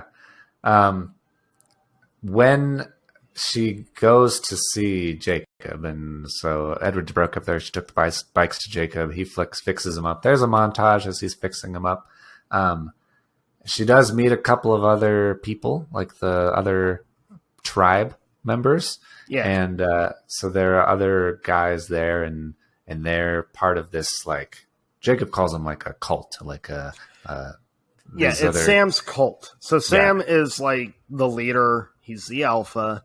Yeah, they're all topless. They're all, they don't wear shirts, and they all have the same tattoo. Yeah. It's like their tribe crest tattooed on their arm. They don't wear shirts. That's all a thing. Shirtless dudes. All dudes. Pants, no shirts. And did you notice they stopped doing that in part 2 of Breaking Dawn, where now we wear shirts, guys. Yeah. Which I'm you know what? Credit to the director for making that choice of I think we've done the shirtless thing too much. We got the It's point. unnecessary. Yeah. There's a lot of Hulk themes in this movie, Hulk themes with Jacob, not just Don't jump ahead. Don't jump ahead. Don't steal it from me. Don't do it. You're talking about the line? Yes. Don't steal it from me. Okay, I'll let you have it. When I'm still kind of jumping ahead, they transform into werewolves. Jacob is a werewolf. And Jacob is a werewolf because his tribe made a deal with the Cullens that if they're like, don't attack humans, then they'll leave them alone. They can be fine. But the more vampires that are around, it starts making their members of the tribe transform. He's got the gene. Right. That's how they explain the werewolf. In this tribe, they have a werewolf gene in them. And it's mostly dormant. Yeah, it's pretty much dormant your whole life unless like the more vampires show up, then it triggers it.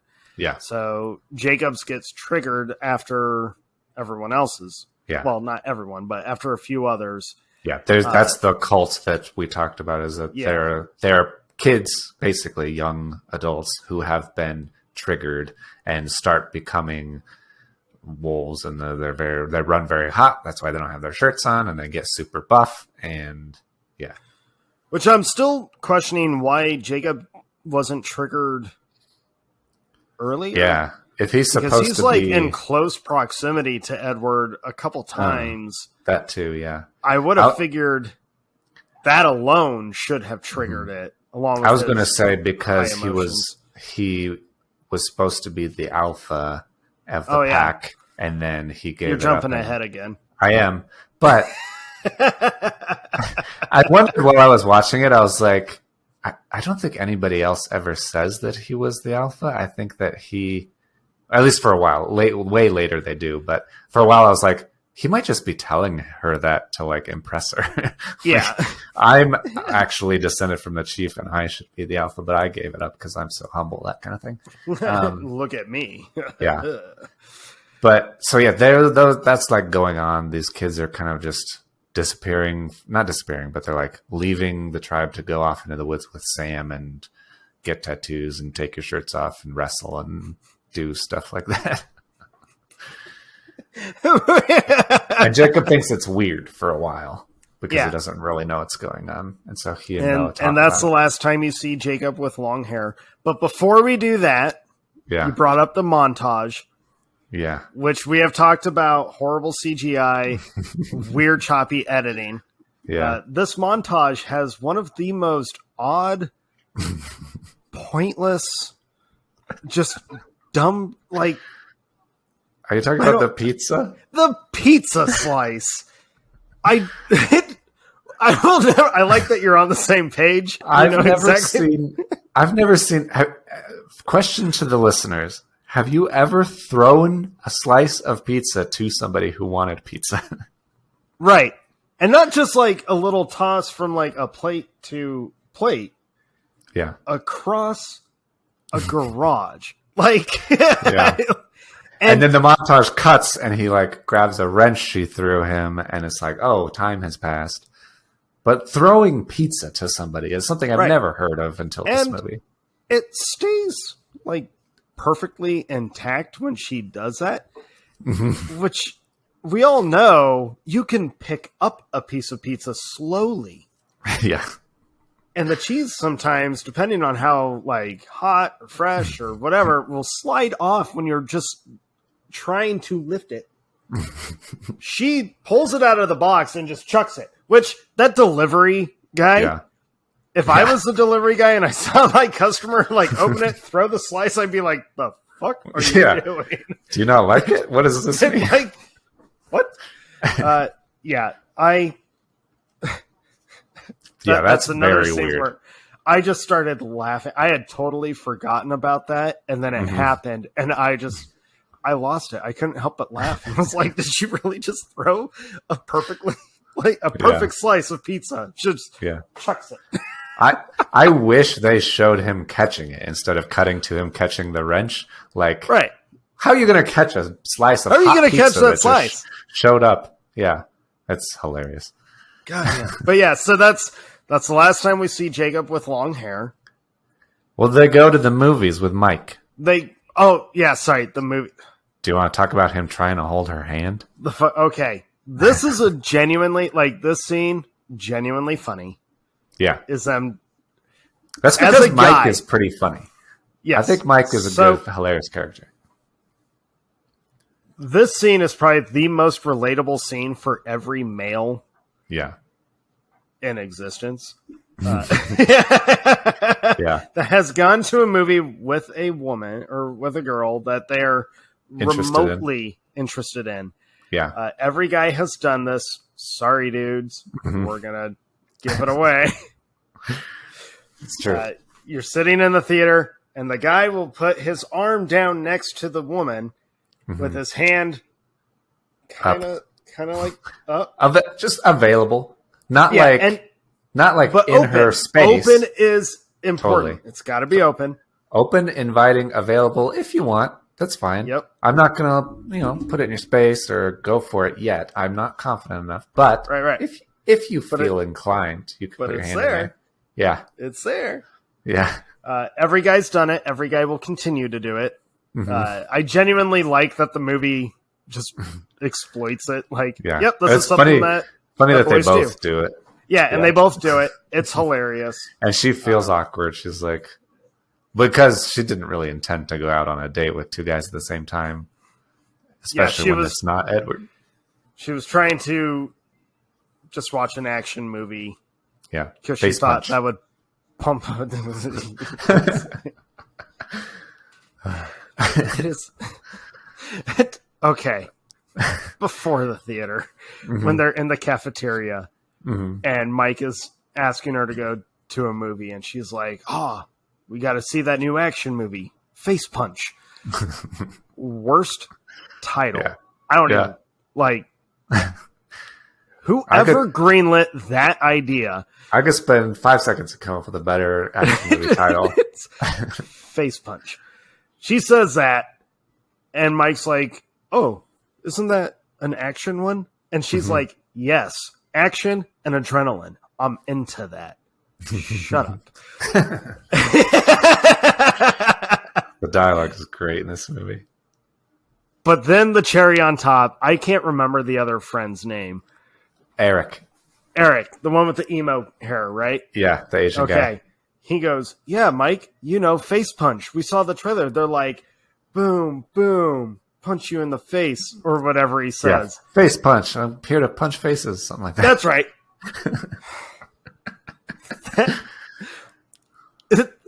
That is beyond cringy for a movie. Like, that is just... Yeah. It's not good enough to be satire. Right there, the studio should have looked at each other. Like, the studios have been like, we need to stop. We need to stop. What are we doing? This is... What?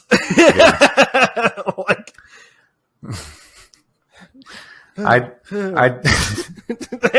You're acting it out. I did laugh a couple of times because they do use the Wilhelm scream at least twice that I remember. One of them is in Face Punch the movie. Yes. They use it twice in the battle at the very end of the whole saga. It is, in the last, and it made me laugh twice because I was like, well, this will be fitting for our show. Yeah. It's like it stands out so much because I hear it every week when we do it. It's hilarious. Yeah, so they're in the theater, and Mike he gets sick to the point of going and throwing up. Yeah. Because the violence is so like unsettling to his. I'm gonna blow your freaking head off. No, I'm gonna blow your freaking head off. I'll blow both your freaking. Yeah. When a movie is trying to show, like, have a movie within a movie, but they're trying to make sure that the movie within the movie is not R-rated, even though the movie's supposed to be R-rated. Like, yeah. Yeah. It's so bad. It is. Yeah, so poor Mike, he gets sick and leaves, and Jacob's like, "Oh, I'm a big tough guy, and he's obviously out of the running, so this is my chance." And he tries to like grab her hand in like the most awkward hand holding opportunity ever. Which is understandable. It's an awkward thing to like do the first handhold, but on screen it comes across as too aggressive, bro. Right. I remember watching this movie, and when he grabs her hand, being immediately like, "Ooh, bad move." Nope. Yeah. Nope. Because he should have known when she did not hold his hand during Right. the film. Yeah. He was That's what this move is for. It's Yeah. like an invitation. If she doesn't take it, that tells you everything you need to know. You're done. Like, Don't you're force not, it. Don't. And then he makes it worse. What? I'm not allowed to hold your hand. and then she's like, hold my beer. I'm going to make it even more worse. Yeah. No, you can, but I think it means something different to you than to me. Yeah. Bitch. No, you should say, no, I don't want you to hold my hand. Not, hey, yeah, you can hold my hand as a friend. No, close the door. Stop leaving it open. There is not a male on this planet who is going to be like, I'll just hold her hand as a friend. No. We like, if we're going to hold your hand, it's to us. That's like, no one has ever held anybody's hand as a friend. I mean, girls have. Girls hold each other's hands as friends. Yeah. But no, otherwise, that's never been an invitation someone has taken up. Be like, oh, we're just friends. I'm going to hold your hand. Your wife has constantly, over the years, given you and I so much shit. Like, she has ridiculed us quite a bit. And yes. It's understandable. It is. We're pretty close. We earned it. I'm not holding your goddamn hand. I don't want you to. I'm never going to ask you to. If you put your hand out there and invite me, I'm still not going to take it. You're right. And if you did that to me, I'd probably look at you and be like, what are you doing? We're close. It's not happening. Friend, it's just a male thing, I guess. Friends don't hold hands. Yeah. So it's weird for her to say that. It's weird for her to like continue to lead him on, and then he obviously gets upset. Yeah, he does. He gets very upset. Like he hulks out on her. He like starts yelling. He's like, "Hey, Mike, I'm gonna beat you up. Let's take it outside," kind of thing. Him threatening Mike after Mike's like, "I think I need to go home." And then there's that weird pause, and he's, what? What is your problem, man? Yeah. My problem is you. He's like, if you're sick, maybe you should go to the hospital. Should I put you in the hospital? That's actually basically what they say. That's the line. Yeah. And so he like hulks out, and he's like, I don't actually know why I'm hulking out right now. I should leave. And so Jacob leaves. And then disappears for several days. And then disappears. Yeah. And then Bella is distraught because she was freaking out. She found a ray of sunshine with Jacob, and now she has nothing again, and she's freaking out again. She's feeling abandoned all over again. Mm-hmm. Pick better men. Pick better boys. Yes. Maybe call up Mike and be like, you are the only normal one, even though you threw up during an action movie. Yeah, questionable. But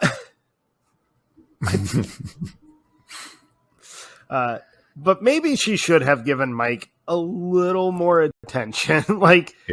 He seems the least red flaggy. Yeah. Maybe, but certainly the least abusive in an emotional way. Yeah. Right. So then we see Jacob again after a while. Yeah. And his hair. They say what? He's got mono, and that's why he's not talking to her. Yeah. Yeah. Who the hell was he kissing? I know. I was like, is somebody to get mono? Can't even hold any hands, let alone kiss. So, a little tidbit about me. Werewolves are my favorite monster. Like, I love werewolves. They look cool. They're scary as shit. They're gross. They're brutal. Everything you want in a monster. And they have good stories. It's generally a person who's afflicted by this monster inside them, and it comes out, and generally good stories. Yeah.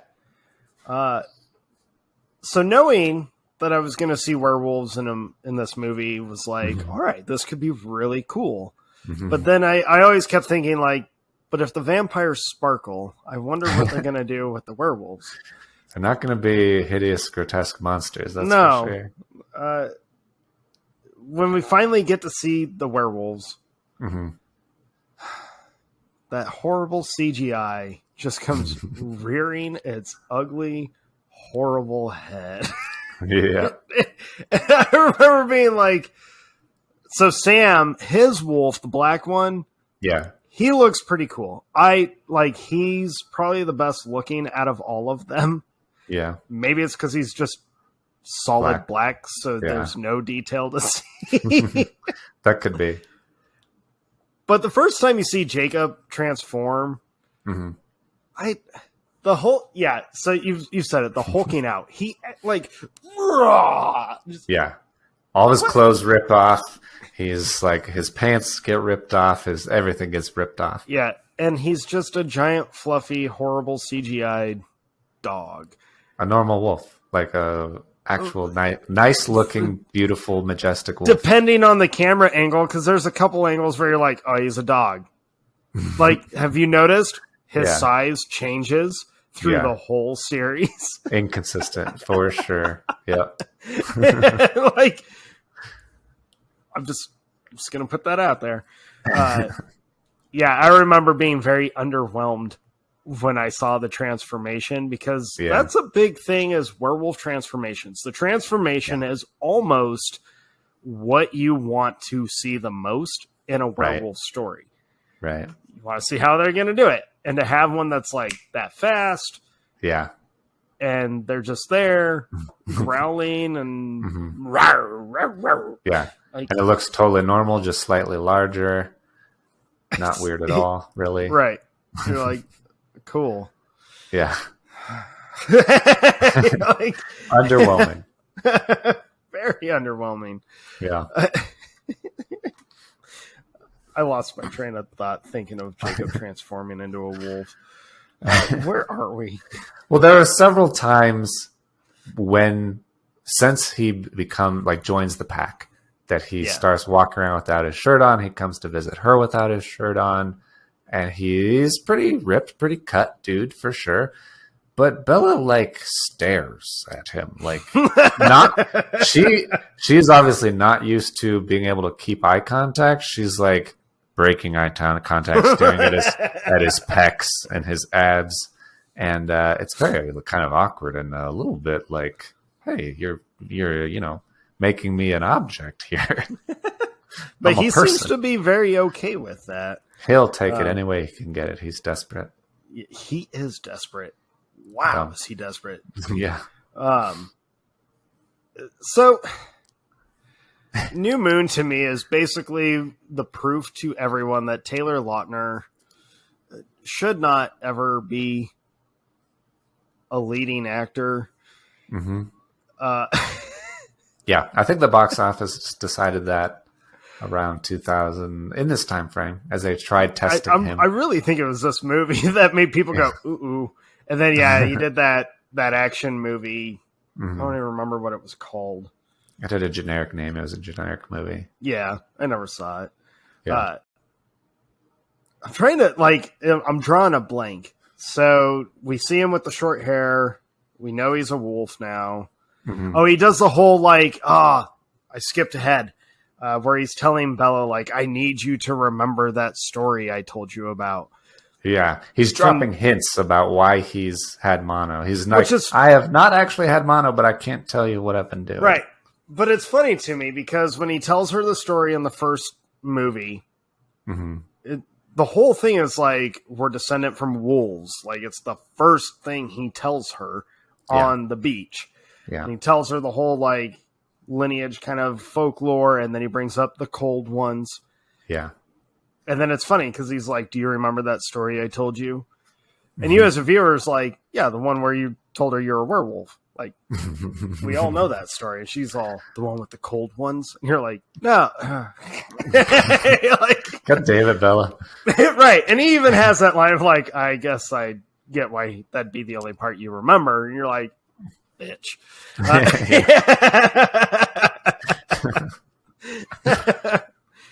But just that whole he's so emotional when he's telling her I need you to remember that story. Yeah. Figure it out, I Please, can't Bella. tell you. Yeah, you're like, dude, Yeah. go home. Take care of business at home. Yeah. you, Either tell her or let it go, man. Yeah, you gotta. This is sad now. Yeah.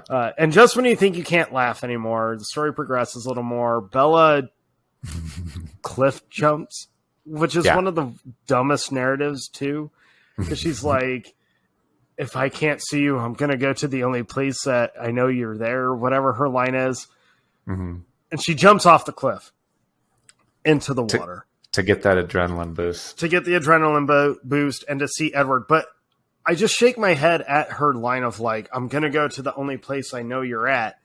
Yeah. And you're like, Edward's not here. Yeah.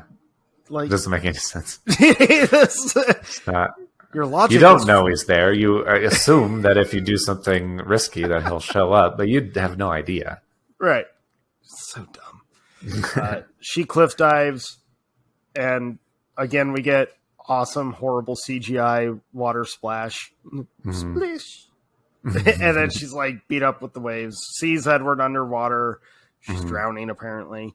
But we go, Jacob obviously is going to save her. Obviously. Alice shows up finally.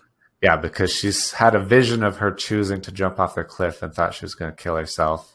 And is surprised to see her, that she's still alive. She's like, I don't know, I was just cliff jumping for fun, not to kill myself. And Jacob is very concerned. He's like, there's a vampire here. I need to go in and see if she's okay.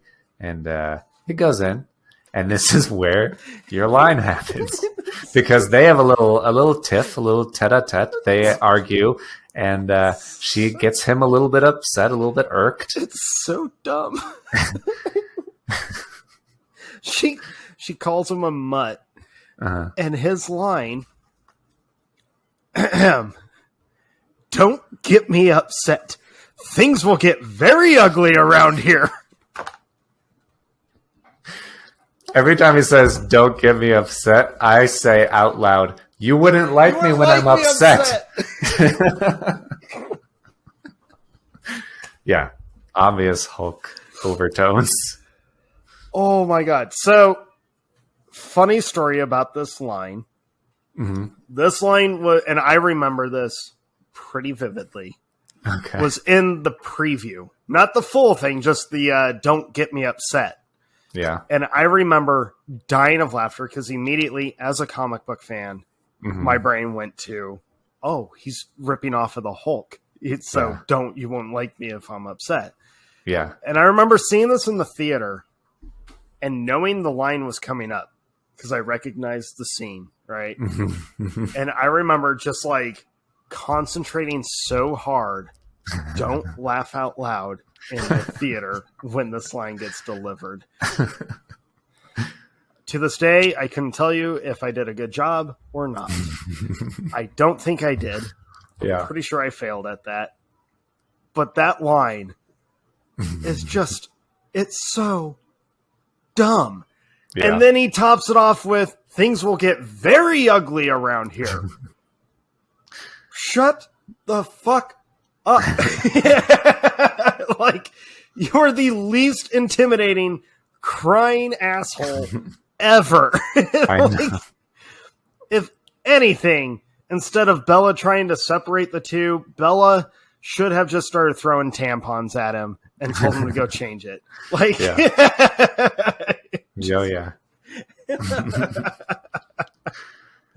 Yes, that line, it's just, I cannot watch that movie without just keeling over and laughing. It's the worst delivery. It's the worst line.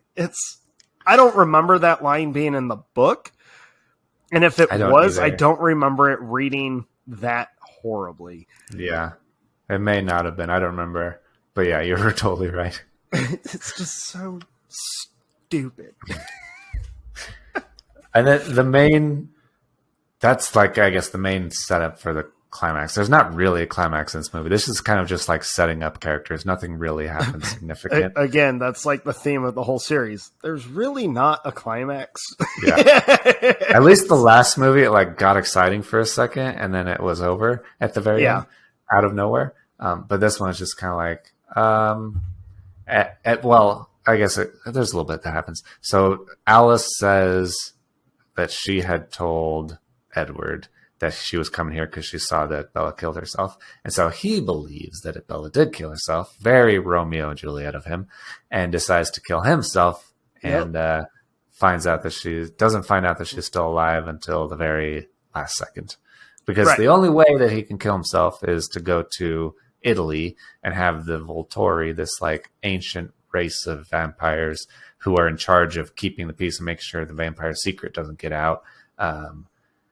They will kill him if he like threatens to get their secret exposed. And so that's his plan. Well, he like asks them to just kill him, but they won't do it. So he has to give them cause. Yeah. So that's when he's like, fine, I'll show myself to the world. I'm just going to go sparkle in the sun and that will be enough cause. I'm not even going to eat anybody. Right. He's just going to sparkle to break the law. But this also introduces, I am a huge Michael Sheen fan. This dude is top notch. God, he's super intense in some of his movies. He's super funny in some of his roles. Sometimes it's a good combo. Love Michael Sheen. He's the best part kind of moving forward because he's the only guy that's like, understands what he's doing. I read a funny thing. He knew nothing of Twilight, knew nothing of the character, anything. He didn't even read the books. He went to his daughter and was like, tell me about this character, Arlo. Tell me everything. That's who I'm going to be. So his portrayal of Arlo is based off of what his daughter described to him. So I'm like, hey, you're the best part. Like, good job. But then we're also like Dakota Fanning shows up and you're like, holy shit, big names are popping up. And then the most she does is go, pain. Like, oh. And squints her eyes looking at somebody. Squints her red eyes, yeah. And you're like, ooh, wasted talent. Okay. Yeah. It's true. But yeah, and so Michael Sheen's character can like, if he touches them, he can like read their thoughts, like all of their thoughts throughout all time. And that's like his power. And he apparently is like super, he wants to get Alice and Edward like into his group, coven, sphere, so that because they have abilities. And because they have like the abilities, powers. So that kind of comes up later on. But not really in this movie. Right. But the whole, like, this movie kind of ignites, or at least speeds up the Edward-Bella love story a little bit. So Bella saves him at the last second, but not really, because he's out in public for a little bit. Enough for a child to be trying to get her parents' attention. Like, look. That guy doesn't have a shirt on. That guy is shirtless and is shiny. That guy has hairy nipples. Awkwardly hairy nipples. Yeah. I remember that being a thing. Yeah. Everyone was like, wait a minute. What's going on here? Yeah. Especially in contrast to Jacob, who has a six-pack and fully waxed. Yeah, he's like hairless. Yeah. More or less. So then, but this like kicks off the whole Bella's a human and is officially in the middle of vampire lore now. Yeah. Like not just with the Cullen family, but she's seeing the Volturi, who's like, ooh. And so they're like, we can't let her leave. Yeah. She's a human. We can't have witnesses. And that's when Alice is like, no, she's going to be a vampire. I'll do it myself. No, you don't.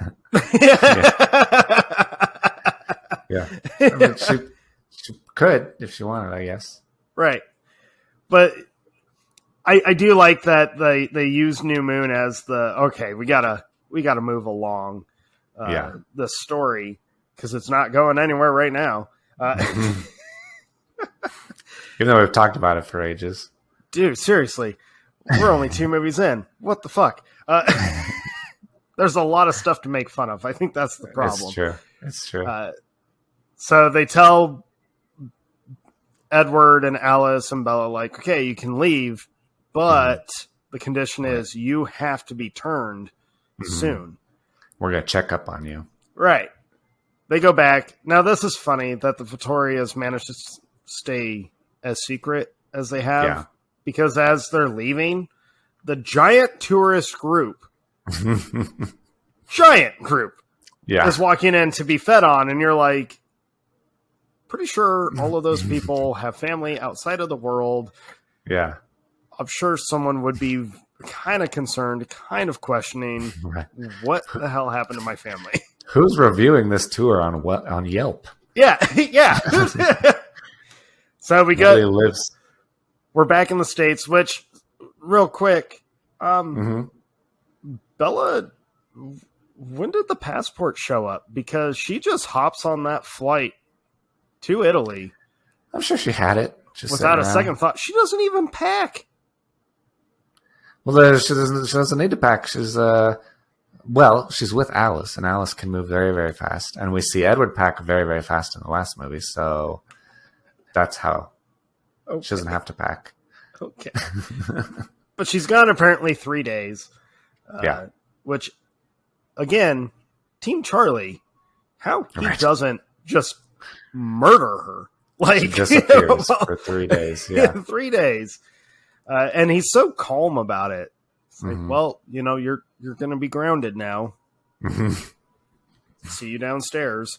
Welcome back. Like, no. Parents would be exploding. There would be cops everywhere. There'd be, and he is a cop. He is a cop. That's his job. But they show back up. They're back home. Everything's hunky dory. Bella's all stoked to be like, ooh, I'm going to be a vampire. Hey, totally back with Jacob all of a sudden. And they've like set a date to become. You mean a vampire. back with Edward? Yeah, sorry. That was wishful thinking on my part. Back with Edward. And they've set a date for becoming a vampire after graduation. Right. And Edward is like, all of a sudden trying to be chivalrous and old school. Like, no, we need to do things better. I'm sorry. Like, I'm still going to treat you kind of like shit. But sorry. And then he's like, he caves pretty quickly. Yeah. He gives her like, no, wait 5 years. And in my mind, I'm like, wow, the Volturi are very patient then. Yeah. Damn. If I was being threatened, I'd be like, okay, so we need to go home and do this like right now, because if they ever show up, we're screwed. Right. And he's like, give me 5 years. There's no rush. And she's like, 3. And he's like, okay. Compromise. I guess when you've been alive for like several hundred years, a couple of years is like goes by like that, True. But then it's like the Twilight cliffhanger becomes a thing for the next couple movies. Yeah. And they're so dumb. The cliffhanger of, okay, I agree, but under one condition. She's like, what's that? Marry me. And then there's that long, drawn-out pause, and Bella gasps. Which I remember, that's how the book ends, too. Where it's just like, it ends with marry me or whatever, right? Yeah, I think you're right. I'm pretty sure that's the end. Anyways. Yeah. So New Moon, full of just accidental, hilarious, stupid, horrible parts. Yeah. But then we move into Eclipse. Yeah. New Moon, remember, was the best one so far. The best one of the series. And Eclipse brings on just one of... Oh, no, that's Breaking Dawn. No, I jumped ahead again. Yeah. Did I? Eclipse is the one where the red hair lady comes back. Victoria, yeah. Victoria comes back. But this is also the one where we learn that the wolves, like... Telepath? No. Not the Is that scene you're Breaking thinking Dawn? of. The scene you're Okay. thinking of is Breaking Down Part 1, where Thank Jacob you. leaves the pack. Yeah. Okay. That's a great scene, but we're getting ahead of ourselves. We are. Yeah, so in Eclipse, obviously Bella's back together with Edward. She's grounded. She's not really grounded because it opens with her and Bedford just hanging out in a field, and she goes She's home on a and curfew, and that's what her grounding is. I guess he's like, if you're home by like 4 o'clock, Yeah. whatever. You can do whatever between. But then the hours Charlie's of like, 8. you know what? You're not grounded as long as you hang out with other people than just Edward. And she's like, Yeah. but Edward's in my life forever. And he's like, just hang out with He's someone like, else. Girl, this is unhealthy. You need to see other people.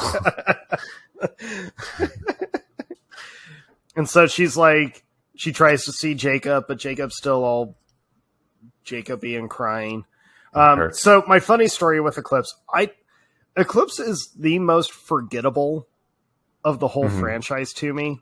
Totally. There was so much watching it this week that I was like, that's in this movie? They do that? I don't remember this. It does some funny things, though. But my funny story about this one, I saw this at the midnight release with my at the time wife. We were still married. And she wore her Team Edward shirt that she made. We made shirts. And I was like, I'll embrace your Twilight fandom. I'll be a part of it because that's what you do. Yeah. Whether you like it or not, you're just like, okay, I guess I'm going to suffer this. The things we do for love. I had a Team Bella shirt with quotes that said, because she's hot. So I made it as superficial as I possibly could. And like I said earlier, she resembled a lot of my wife. So, yeah. We go and we're in line. Now, I have been to so many midnight screenings, and there's always just this giant group of people, all different kinds of people. Everyone's wearing their shirts, and that's it.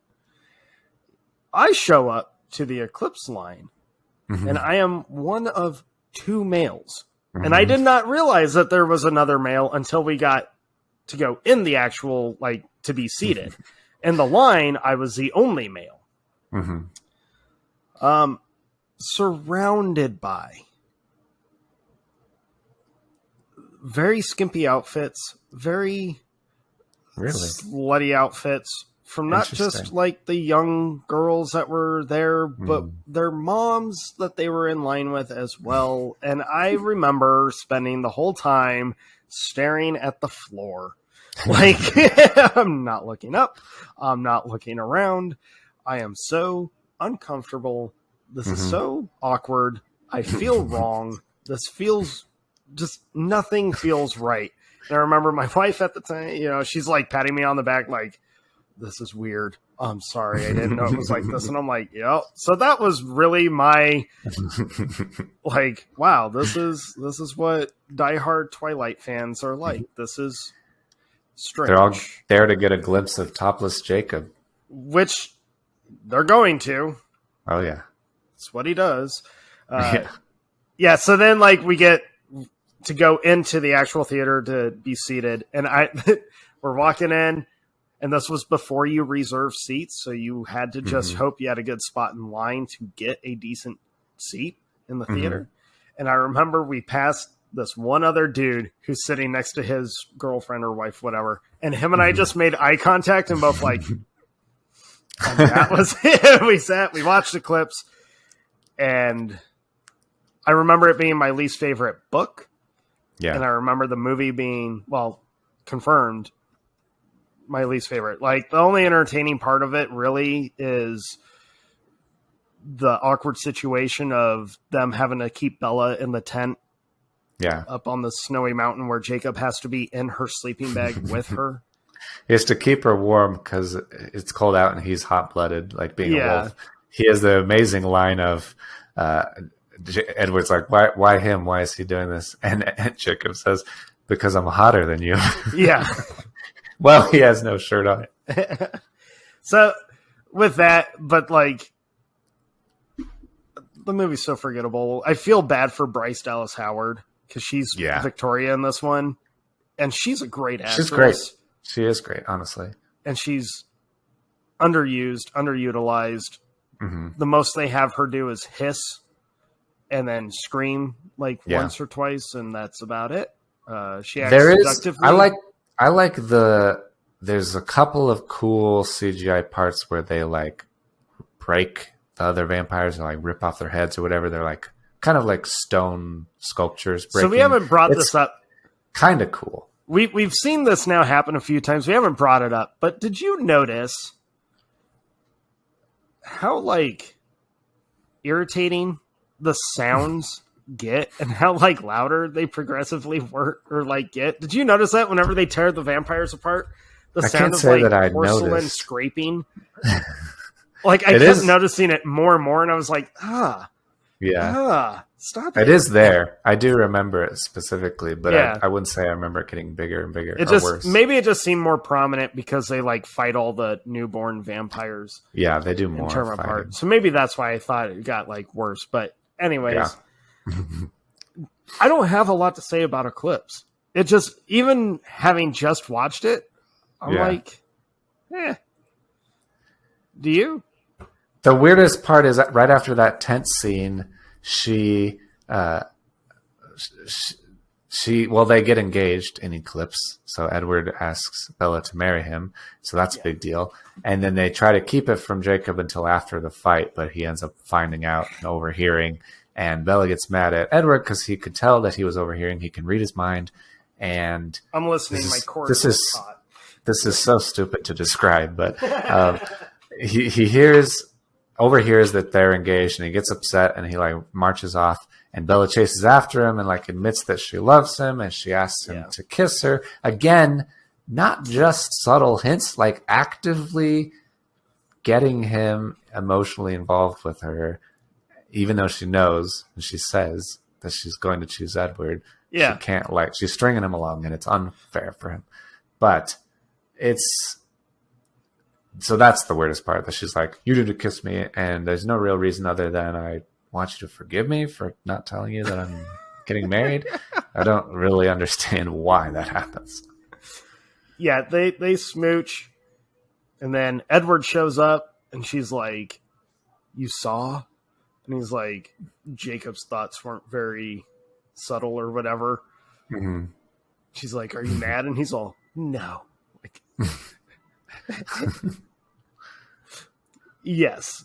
He can't read your thoughts, so he doesn't know what it meant to you. Right. But that dude, he's not happy. as overly possessive as he is of you, yes, of course he's upset. He's very upset. He's just maintaining it, at least at the moment. He'll probably take it out on someone else later on, and then he rips newborns apart. He rips Victoria apart. But there are a couple. So the reason that I am Team Jacob is in this movie, not in this movie, but part of New Moon, part of this movie. He has a couple of pretty good speeches, honestly. He describes to her why he should be her choice, and he, for me, being a very logical person, it seems to make sense. He's like, she doesn't have to change at all to be with him. She can live her normal life. She doesn't have to leave her family and friends. She's trying to plan how to be a vampire, and she has to leave her family and friends forever, and that sucks. So he can live a normal life. She's welcomed into his tribe. He's great with Seth and the other kids. He's just a nice guy. And then he's good with his hands. He makes her jewelry and stuff. And then Charlie likes him is my number one reason. Team Charlie, 100%. But Charlie likes Jacob, and he's constantly hey, you should go hang out with Jacob. You haven't hung out with him in a long time. Where's Jacob? What's he doing? So if Charlie likes him, I like him. That's my reason. Charlie also doesn't see the other side that we all see of Jacob. That's all true. he ever sees is the more quiet, kind of reserved Jacob, the respectful. We don't see Jacob. him running around without a shirt on, acting. He doesn't see him ripped. Crying and moping all the goddamn time. Snatching her hand all of a sudden. He doesn't see all the creeper side. I am not Team Jacob just because I always felt Bella needs someone who can force her to grow up and It's to true. like. Now, I will can't say, as much I'm as really- I don't like Edward, Bella is the absolute worst. Bella is a terrible person and a terrible character. So I'm team anybody over Bella. right.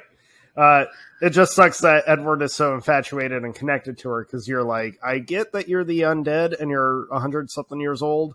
Yeah. You need someone that will help you grow as well. Yeah. Bella is not that one. Right. Yeah. No, absolutely true. Yeah, sorry, Bella. We're not fans of you. Yeah, this one had like hints of, hey, this could get real interesting or real cool with the whole like newborn thing showing up. Kind of, we might get to see some like evil vampires. And they kind of show that, with the feeding on people in Seattle. You're like, oh, this could get crazy. Why aren't we focusing more on this? It's kind of interesting. I kind of wish the Cullen family would have had to like go into Seattle to try and figure out how do we stop this instead of we'll wait till they come to Forks and we have the perfect battlefield. Yes. Yeah. If we have this giant field that we use for all of our battles, we'll just wait till they come to us. Yeah, we used to play baseball on it, but we never mentioned playing baseball ever again. Even though it's their favorite thing. It's so sad. So sad that they give up their favorite even though hobby. it's raining quite a bit throughout the series, we're never going to mention baseball again. Not a complaint. No. Just an observation. Exactly. The last funny thing about Eclipse, they set a date for the wedding at the very end, and guess what? It was yesterday, August 13th. That was the date they picked, and it was their anniversary yesterday. So congratulations, Edward and Bella, if you're out there listening. Happy anniversary. Shut the fuck up.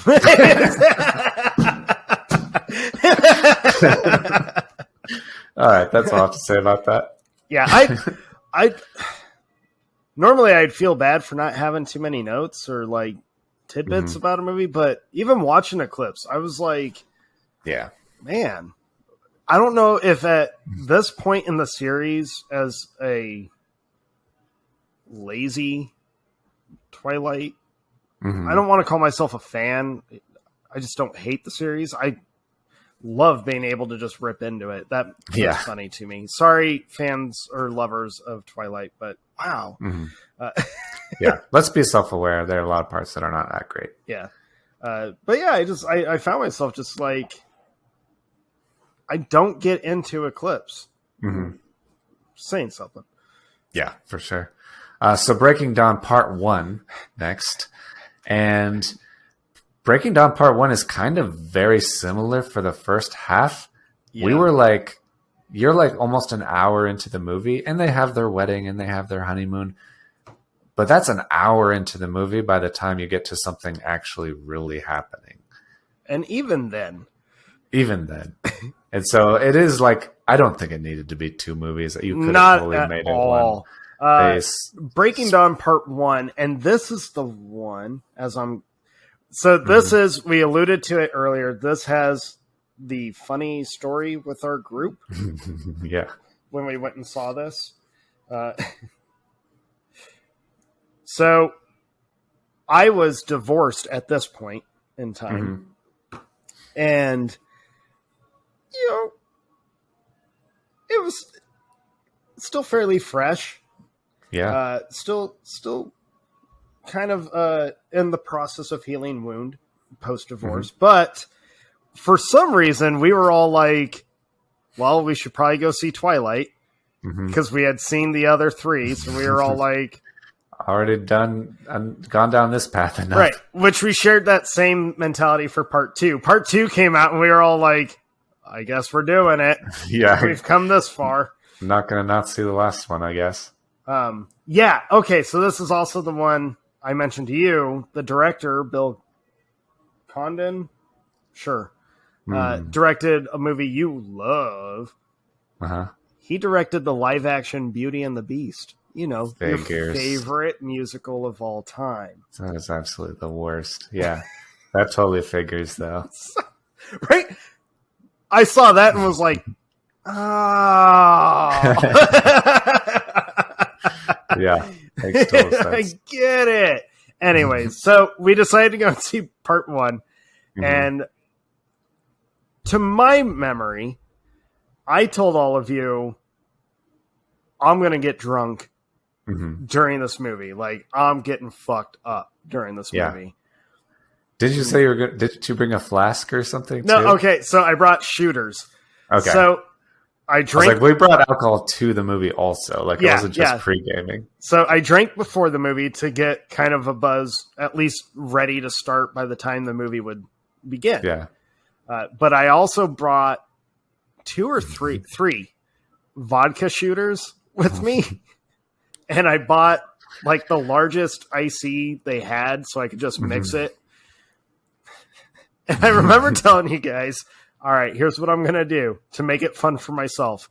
Every time Jacob takes his shirt off or Edward like pouts, I'll take a drink. And that drink was gone how many minutes into the movie? Dude, it was like the opening of the movie. Yeah. But I remember pouring the vodka into my drink. We were in the theater. We were sitting already seated, and I'm pouring the vodka in. Do you remember the guy behind us was like, dude, can I get a shot of that? And I remember being like, nope. You like, should have brought your own. Back up. All for me. And then, the opening of the movie is Jacob ripping his shirt off from receiving the invitation. And I just remember, I think it was your wife, I think it was Christy, just picked up the cup and just like handed it to me. She was sitting right next to me and just I do remember that. And I remember thinking like, oh man, it's going to be a long night. Yeah. And then Edward. We're 5 seconds in. Right. Jacob is shirtless the whole time. Edward is whining and moping and pouting and being like all, oh, Bella. And I just like am chugging this like vodka slushy. It was gone. We weren't even a third into the movie. And I'm like, I'm out of my drink. Like, shit. But the alcohol was definitely like building up, and I remember it hit its stride during the wolf scene, but we'll get to the wolf scene in a bit. The wolf scene is the best part. It's a little ways in though. So the whole opening is just like wedding. Yeah. The speeches are pretty funny, the speeches of the wedding.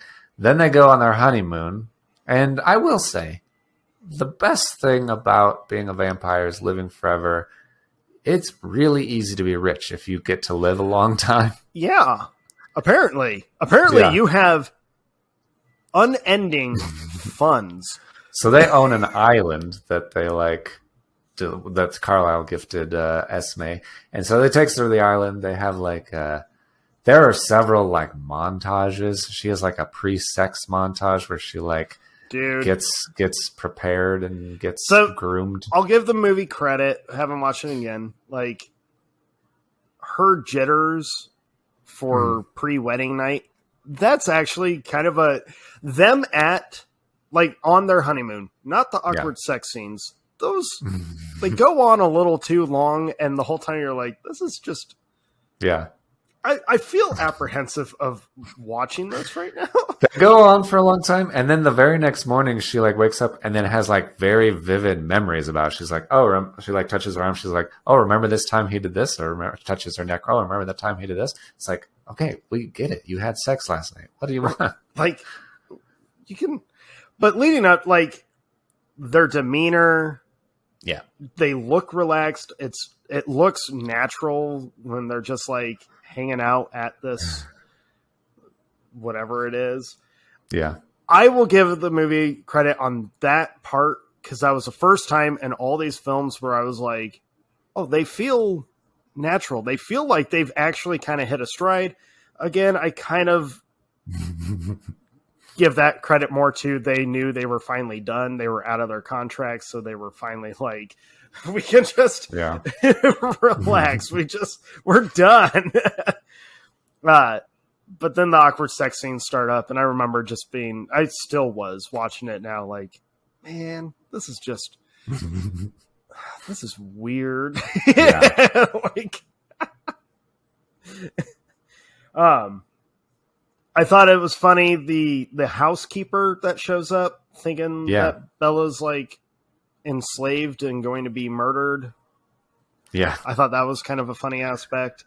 And I like the like lore, like there's lore about vampires around the world, and she kind of recognizes or suspects that he's one of those, and has those like assumptions, and then they kind of take advantage of that, and because she gets pregnant, and they didn't know that was even a possibility. I assume because no vampire has ever had sex with a human woman that they didn't eat. And so that's never really been a problem. You brought up Jasper and the little bit of blood from New Moon.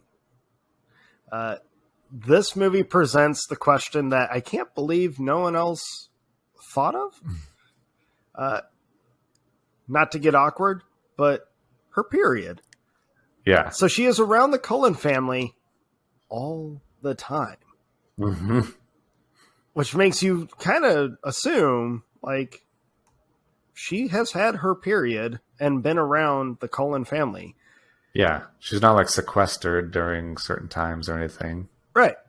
So why didn't Jasper, like, rip her apart when she was on her period throughout the years? Like, yeah. I had that same sort of thought, like, because he decides to have sex with her on their honeymoon while she's still human. She makes a big deal about the fact that she's still a virgin. Yeah. I was like, okay, you're going to be there's a little bit of blood involved with that too. So like, you're a vampire, just letting you know. All right.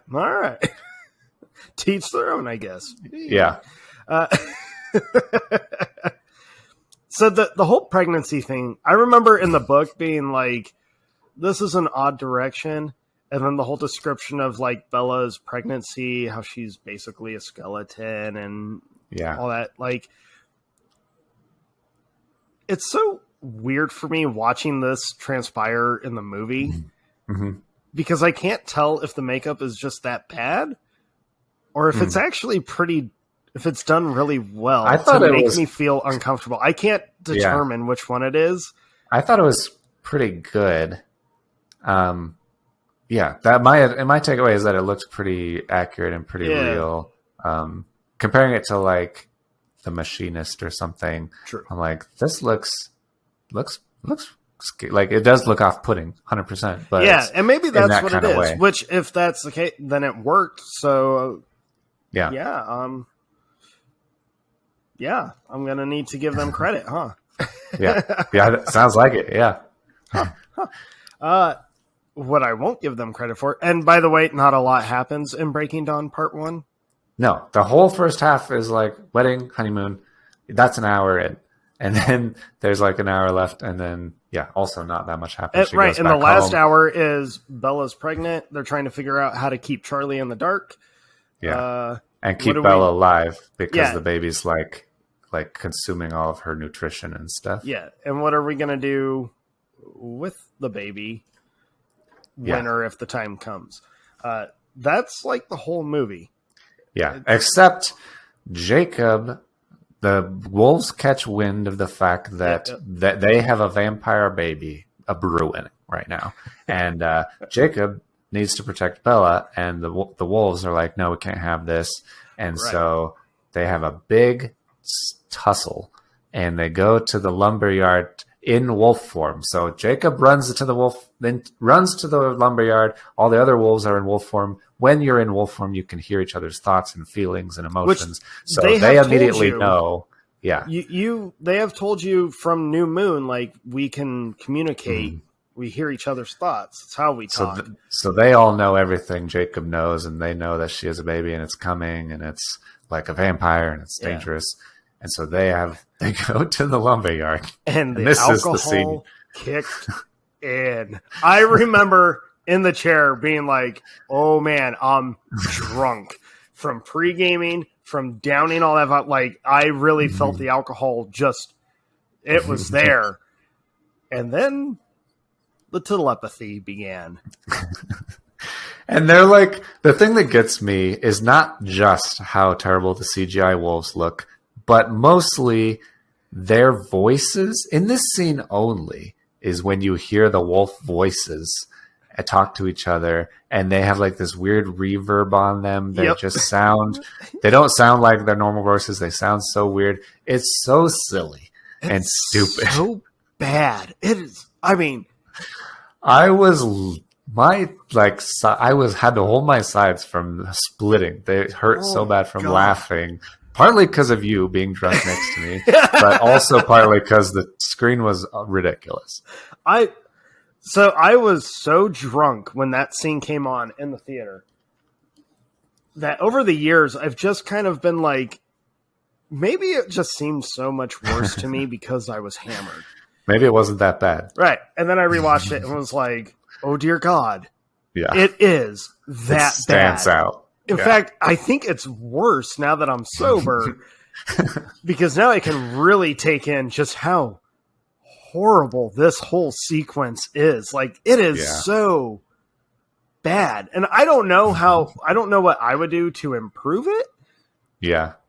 I would change the voices or have the conversation in human form. One of those two things could help it. Yeah. And the reason, you know what? I agree with you. I would change it from, because I know in the book they do have that whole like argument in wolf form, but I think that's a change that should have happened where we're going to make them human and be very honest of it's so dumb. Yeah. We couldn't film that.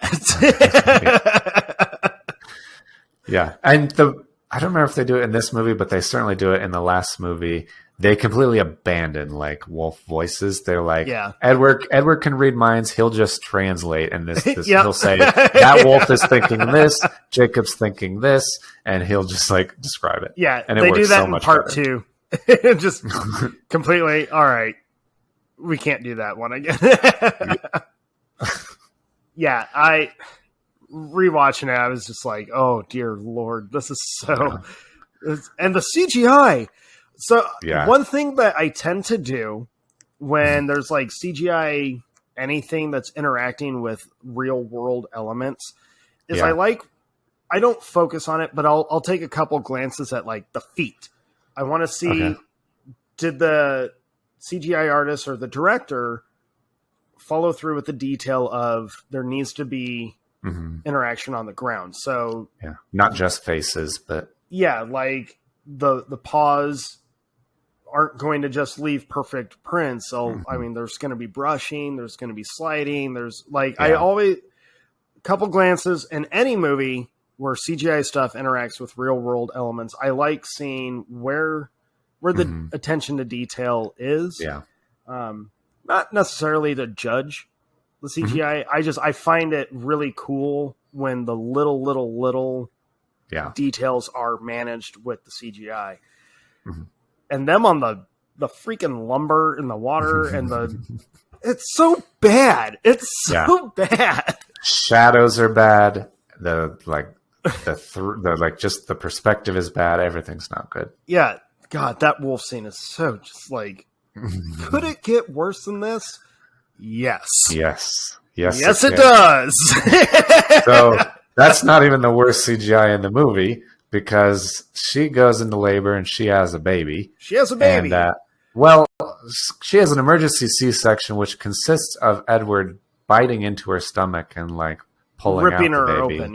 Yeah, and then pulls out the baby and gives it to Rosalie, and then Bella is like going to cardiac arrest.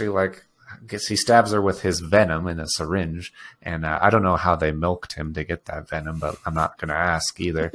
And then that doesn't work, so he just starts biting her all over her body and trying to give her like his current venom, I guess. Right. And she's still not coming back to life, and so you assume she's dead, even though she's the main character, and there's one more movie. And then Jacob, who has said previously he's pretending to like take care of Bella and the baby, but is actually going to kill the baby. And so he sneaks into the house over Rosalie's shoulder and like sees the baby with the most ridiculous CGI face ever. not only is it the first time he sees the baby, but you as the audience sees the baby. Mm-hmm. And his reaction is too kind because that CGI, that baby. He wasn't seeing what we were seeing. He didn't see what we saw. Yeah, that's the problem. But oh my God. You like. The baby is terrifying. It's so bad that you completely forget everything else that has happened, everything else that is happening. You cannot focus on anything except you can't even explain how bad that CGI is. All you have are questions. What is happening with this baby's face? What is wrong with the real baby's face that you have to put this other weird face on it? And that question doesn't get answered. It continues into the next movie where she gets a little bit older and has other worse faces on it. It's almost like a hold my beer moment of, oh, you thought that CGI was bad. Wait till you get a load of what we do when she ages. I to this day, I have tried my hardest to think, what is the logic? What is the rationale to say, okay, we need to do something to this baby's face by putting this other face on it using digital effects. It's like we've never seen a movie in our lives where we had a baby and then a toddler and then a teenage girl and then the adult actor. That we've never found girls that look similar before. So we need to CGI this one face on this baby, and that will be the girl's face we use throughout. I read a thing about it, actually. Okay. The attempt, to put it kindly, was they took composites of Kristen Stewart, Robert Pattinson, and the actress that plays her mom. Okay. So they took like digital photos of their faces, tried to morph all of them into one, and then morph that abomination onto the real baby's face to match the sizes and all that. But then it gets worse as she grows older, because then they had to add another couple faces into the other actresses that were playing the aging young Renesmee. Yeah. Dumbest fucking name. We'll get to that in a second. That what you just said makes actually a lot more sense, because it literally does look like if you downloaded an app on your phone and put two people's photos in and it spits out a little baby. It's kind of cute, but also kind of weird looking. Yeah, but they did it with more than two people. They did it with several and thought, this looks good. You get this amalgam of grotesqueness. It's very disturbing. And I have the most hilarious post that I'm going to put on the Instagram right before this episode goes up, and it has to do with all of the different faces that this young girl has. I'm so happy to see it. But you brought up the names, and which I'm jumping to part 2. Well, they mention it in this one because she says she thinks it's a boy, and she's like, Bella says, if it's a boy, I really like EJ. I'm going to name it EJ, short for Edward Jacob. Are you serious? Let that sink in. And then she says, if it's a girl, I've been playing with combining our mom's names, Renee and Esme, and our daughter could be named Renesmee. Bella Swan should be banned from naming human beings. She deserves to go straight to jail. She doesn't get to name that human is beings. Child abuse. Yes. You know what else? Stephanie Meyer should be revoked of writing character names, because those are, I remember, are basically direct quotes from the book. I remember those little details because they were reading it, you're like, what? I remember Renesmee because it's impossible to forget, but I didn't remember Edward. I remember Jacob, the combo Edward. I remember her wanting something to do with Edward and Jacob. It's like you are so not self-aware that you're like, I don't know. It's just terrible. And by the way, to Bella, naming your child after your pseudo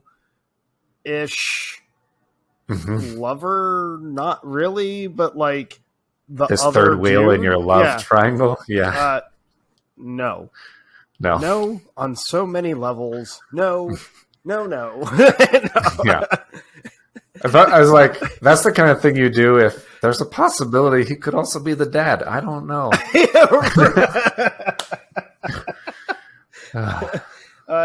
So yeah. The name toying happened. She does become a vampire. So she is so the last shot, the Twilight cliffhanger is Yeah. she opens her eyes and they're red. Yeah. And so that's the venom worked. She's alive. She's a vampire. But I forgot the next thing that made me just like completely abandon all hope. And I'm still shocked that we even bothered to see part 2 in the theater or at all. Was the shot at the end. They kind of do it a few times before, but the big one is at the end where you see the vampire venom coursing through her body. Oh, yeah. The like CGI internal veins and capillaries and stuff. Yes. Yeah. The complete, unapologetically, just horribly done ripoff from Tobey Maguire's first Spider-Man film when you see the spider venom coursing through his veins. The vampire venom is like a worse version of that, and that movie came out in 2001. Yeah. But I remember being drunk, annoyed, humored, because it's so bad. Yeah. Very uncomfortable because that baby is still the face of nightmares.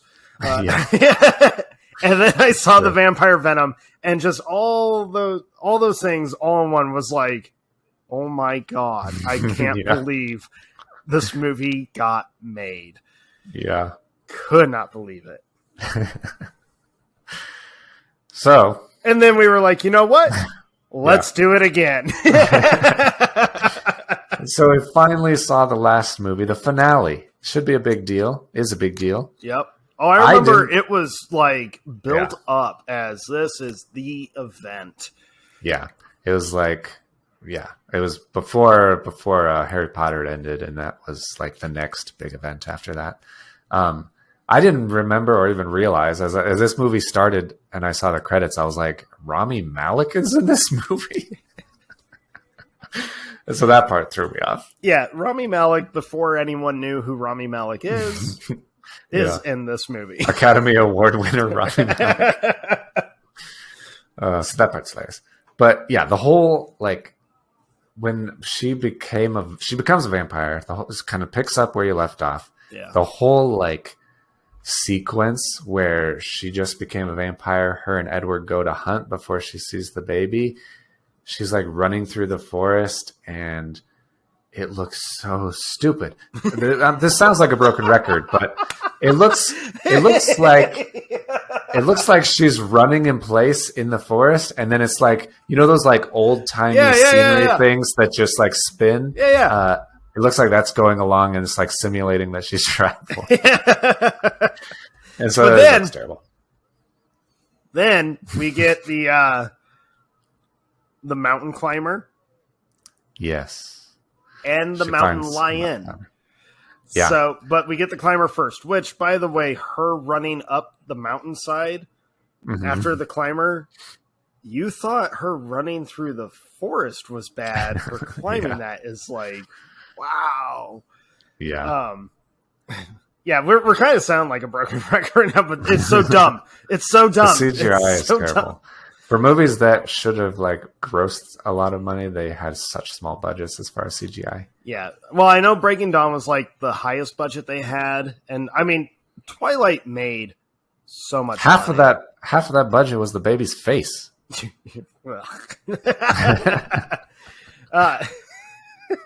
And the toddler's face and the teenager's face. Yeah. Yeah.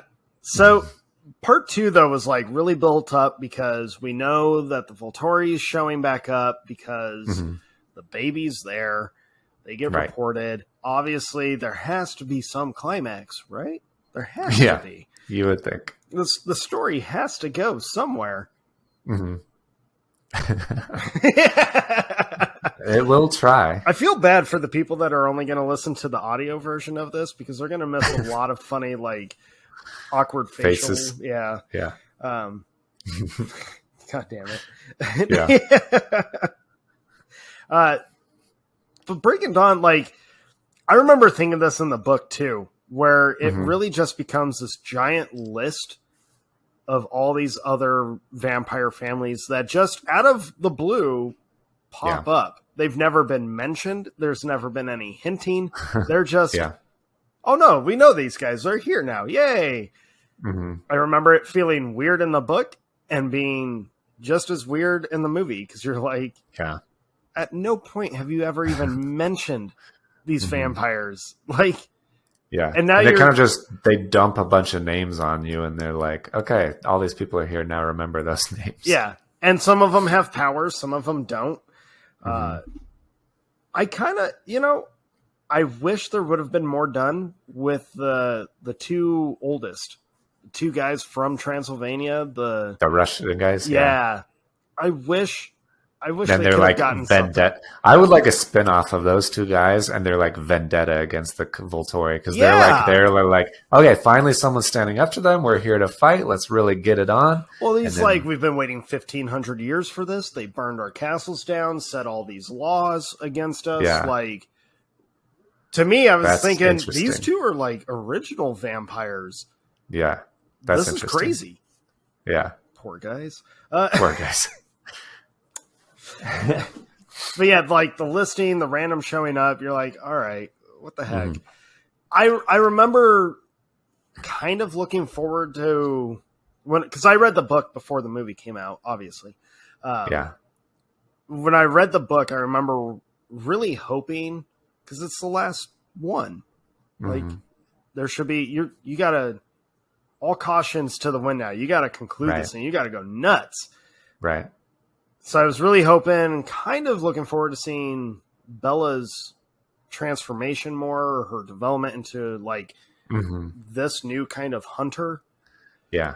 And some difficulty adapting from her human life to this new, like, super powerful, super fast, and or some sort of training. Like, I wanted to see this stuff. I was hoping they were going to do it, and then she hugs her dad with no problem at all, and you're like, she spends like 30 seconds, like, oh, you need to move a little slower. You need to like not sit up so straight. And that's about it. Yeah, and like, you need to like hold your breath, but also look like you're breathing. That's like about it.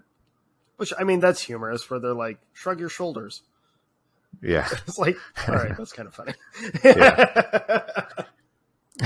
But the thing that we skipped over, which is very important, when Jacob sees the baby, not only is it the first time he sees her ugly, weird face, he imprints on her, which means that he is like in love forever, infatuated with this child that he'll marry someday. But then he tries explaining that it's not necessarily like... He's like, no, you guys, it's not creepy. It's not, I'm not a pedophile. He's like, I'm just connected to her for life because I imprinted on her. So I'm always I'll do anything for her. Yeah. And hopefully she loves you back, bro. That's all I gotta say. I remember when that happened in the book. Just being like, ew. Yeah. Like, this is weird. Like, Stephanie Meyer was so desperate to make sure that these three were forever going to be with each other. Yeah. That she made Jacob imprint, which is like a for eternity, well, for duration of life kind of thing, connection, whether it's romantic or not. What we've only seen the romantic side of it. So telling us suddenly in a few words, like, it's not that. Yeah. No, it is. You're planning on it being that at some point, aren't you? It's gross. Yeah. It's especially like, it's a weird way to like put a bow on his character to say, hey, we didn't leave him with nothing because that was the reason that he was like infatuated with her, is because she would carry this person and now he loves this person instead. It's so weird. And it's so, I have nothing against movies that like your destiny is the central part of the story. Mm-hmm. Usually it's a key factor, especially in fantasy stuff. But to suddenly have him, I hate that part so much where he's like, this is why I was so connected to you. This is why I was so obsessed with you. You're like, no, you were obsessed with her because you wanted to bang her. And you were a teenage boy. She was a teenage girl. This has nothing to do with destiny and everything to do with you were horny teenagers that never got it on. Yeah, the imprinting on the baby. Mm-hmm. There's no redeeming that.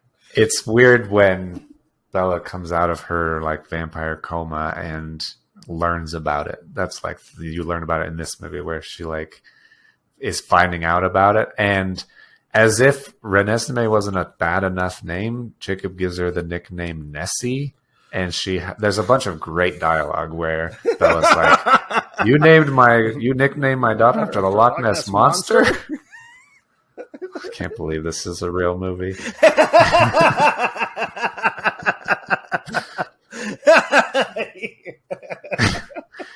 It's like there are plenty of names in the world, people. You don't need to just make up random names, Stephanie Meyer. Take your $125 million and buy a baby book.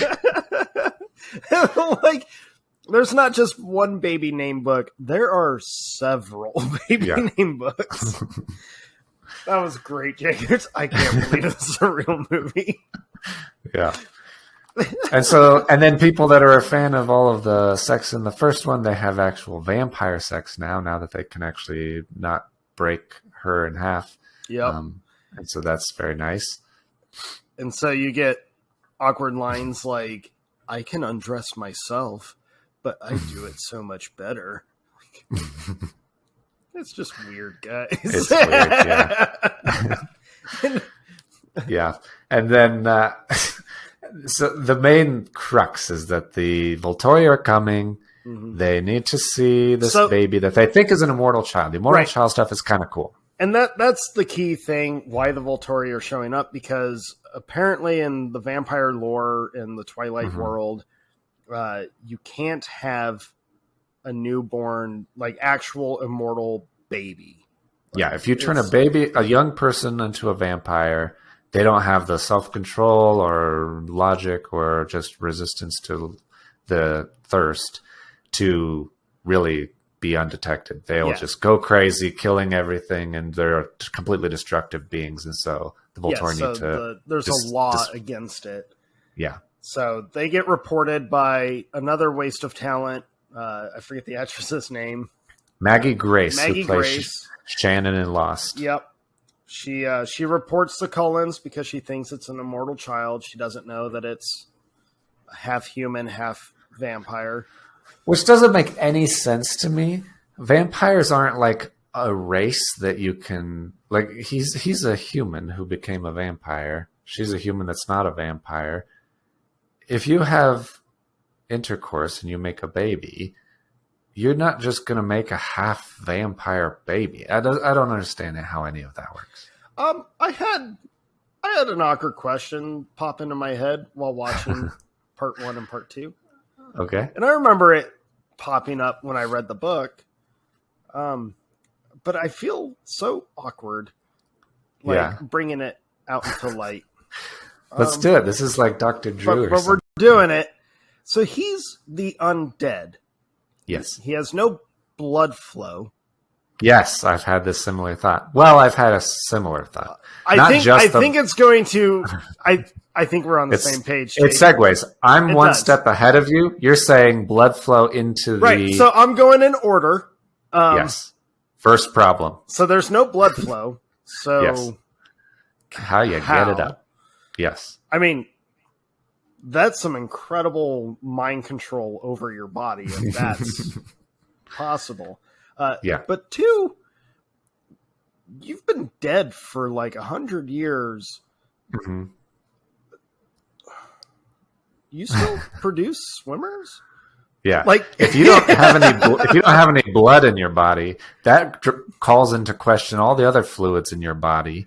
And are there any? Are they any good? What's going on with that?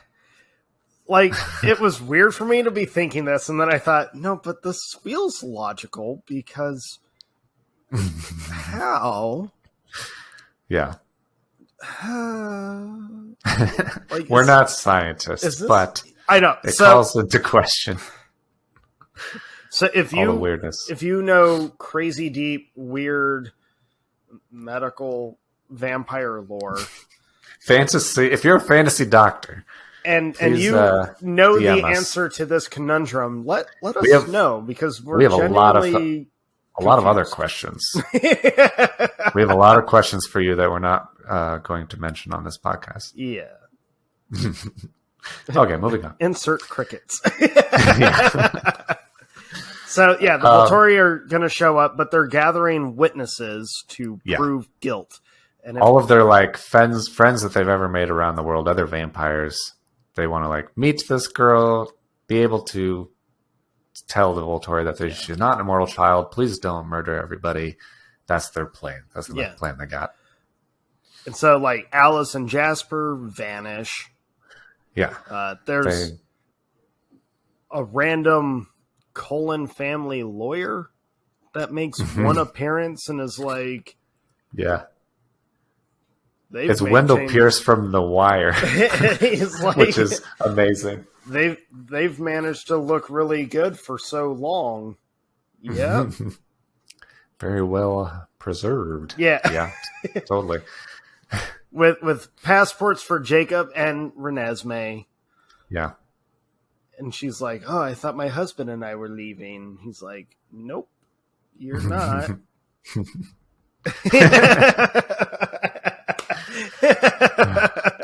Sucks for you. Yeah. So the Volturi arrive because it's winter, and they have a bunch of people in robes show up. And they meet all these people on this big, giant field, kind of, honestly, obviously CG, because it's way bigger than it should be, or needs to be. And and also they're there, and they have this big conversation. The actual, like, so Jane, the Dakota Fanning is there, Aro is there, everybody's there. And they have this whole conversation about meeting this child. And when he hears... when he hears her heartbeat for the first time, his like laugh. Giggle. Yeah. It's like makes me laugh. It's ridiculous. Oh man, we jumped over something. Oh, did we? We get told the whole reason why Bella, her thoughts cannot be read, because she's got defensive powers, which she's a shield. Yeah, she's a shield, which opens up a whole nother doorway of, does that mean humans randomly have these like superpowers in them in the Twilight world? And if that's the case, it must be, because she had, as a human, the ability to block out Edward from her thoughts. Aro couldn't read her thoughts touching her. Jane couldn't hurt her by saying pain or whatever. So Alice can read her future. So Alice can see her future, but not completely. Because remember, she couldn't see her being pulled out of the water. She couldn't see past the water. She can't. Yeah.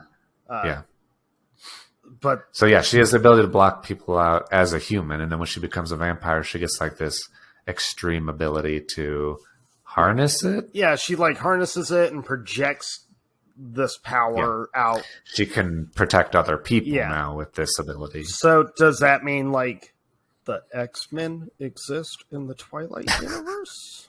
For sure, she's a mutant, yes. She was a mutant, she became a vampire mutant. That's what happened. Look at that! Watch out for Blade. That dude will fuck your shit up. It's true. It's true. I need that crossover. I had to throw in some kind of nerdy, like genuine nerdy reference there. Couldn't help it. So that's important to remember to bring up, because as we go into this conflict, she's been practicing, I say practicing, she spends 60 seconds learning how to project her power out and protect somebody else. And so she needs it during this conflict with the Volturi. And they have like kind of a back and forth. There's a lot of talking. Like they talk for a long time, goes back and forth.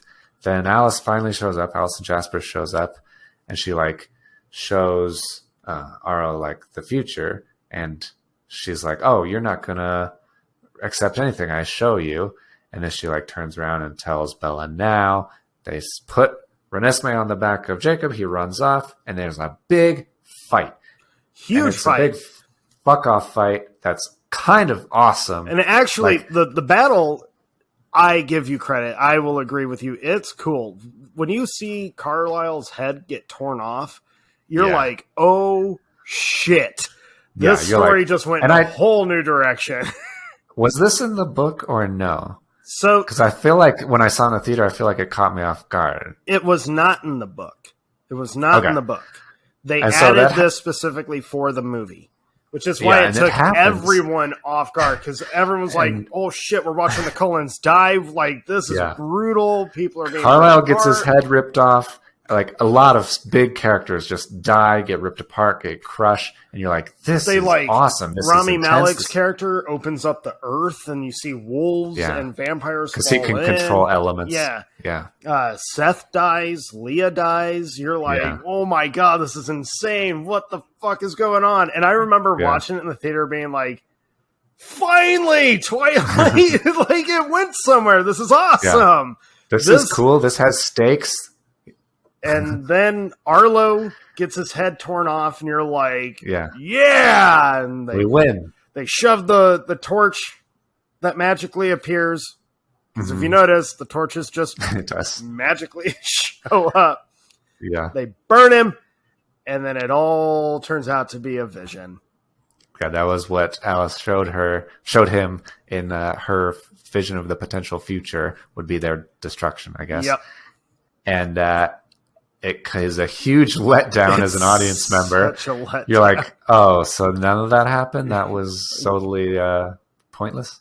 Yep. And they part ways. And that's it. And that's pretty much it. But that's how the book was, too. Yeah. Bella lets her shield down so Edward can read her mind and memories and stuff, which is a nice, vulnerable moment, I guess. But sure. I'm very disappointed in that battle not being real. So funny tidbit, the director originally wanted only the battle. It was supposed to be kind of like go on that dark route, have a more, grim kind of feeling of now where do Edward and Bella go from here? Because now they have to mourn. Now they're like, everything's wrong. But Stephanie Meyer stepped in, put her foot down, and was like, no, it has to end like I want it to end. And she wanted it to end with no conflict, no violence, because she didn't like any of the violence. And she wrote a boring book. And then I remember when I read the book, and it ended just like, that's it. Yeah. They built up all of this. For a small conversation. If you take an introduction to writing class, they will teach you about what a climax is and how climaxes work and how they're important. They're important to the story. Yeah. You can't just have something go on and on and on and end. That's not how how people like to hear stories. Yeah. And then, so the freaky, horrible CGI baby face is kind of over at that point, though, because now it's Mackenzie Foy. Is that the young actress's name? I'm not going to look it up. I'm pretty sure that's what it was. She's like the sole Renesmee. Yeah. And so when I saw her, I was like, okay, that's a normal human face. Yeah. They must have been trying to put her face on the other ones or something. So that was what I was thinking. I did look it up. Right. And then you get like Alice has that vision where Renesmee's grown up now. Jacob is still there, looking the same exact age, but I'm pretty sure he's still supposed to age. He's just... They never talked about how... They talk about how vampires stop aging, but they never talk about werewolves stopping aging. That seems weird. But he's got like... I'm pretty sure they still age because the whole rest of the pack is aging. But they haven't really been transforming into wolves until recently, and only the young people are doing that, so it's hard to say. I'm going to say they still age. I think it's just like the less it's needed, maybe the older you get or whatever. Maybe. I'm not going to try and figure out Stephanie Meyer's logic when it comes If to you're a fantasy doctor, please contact us.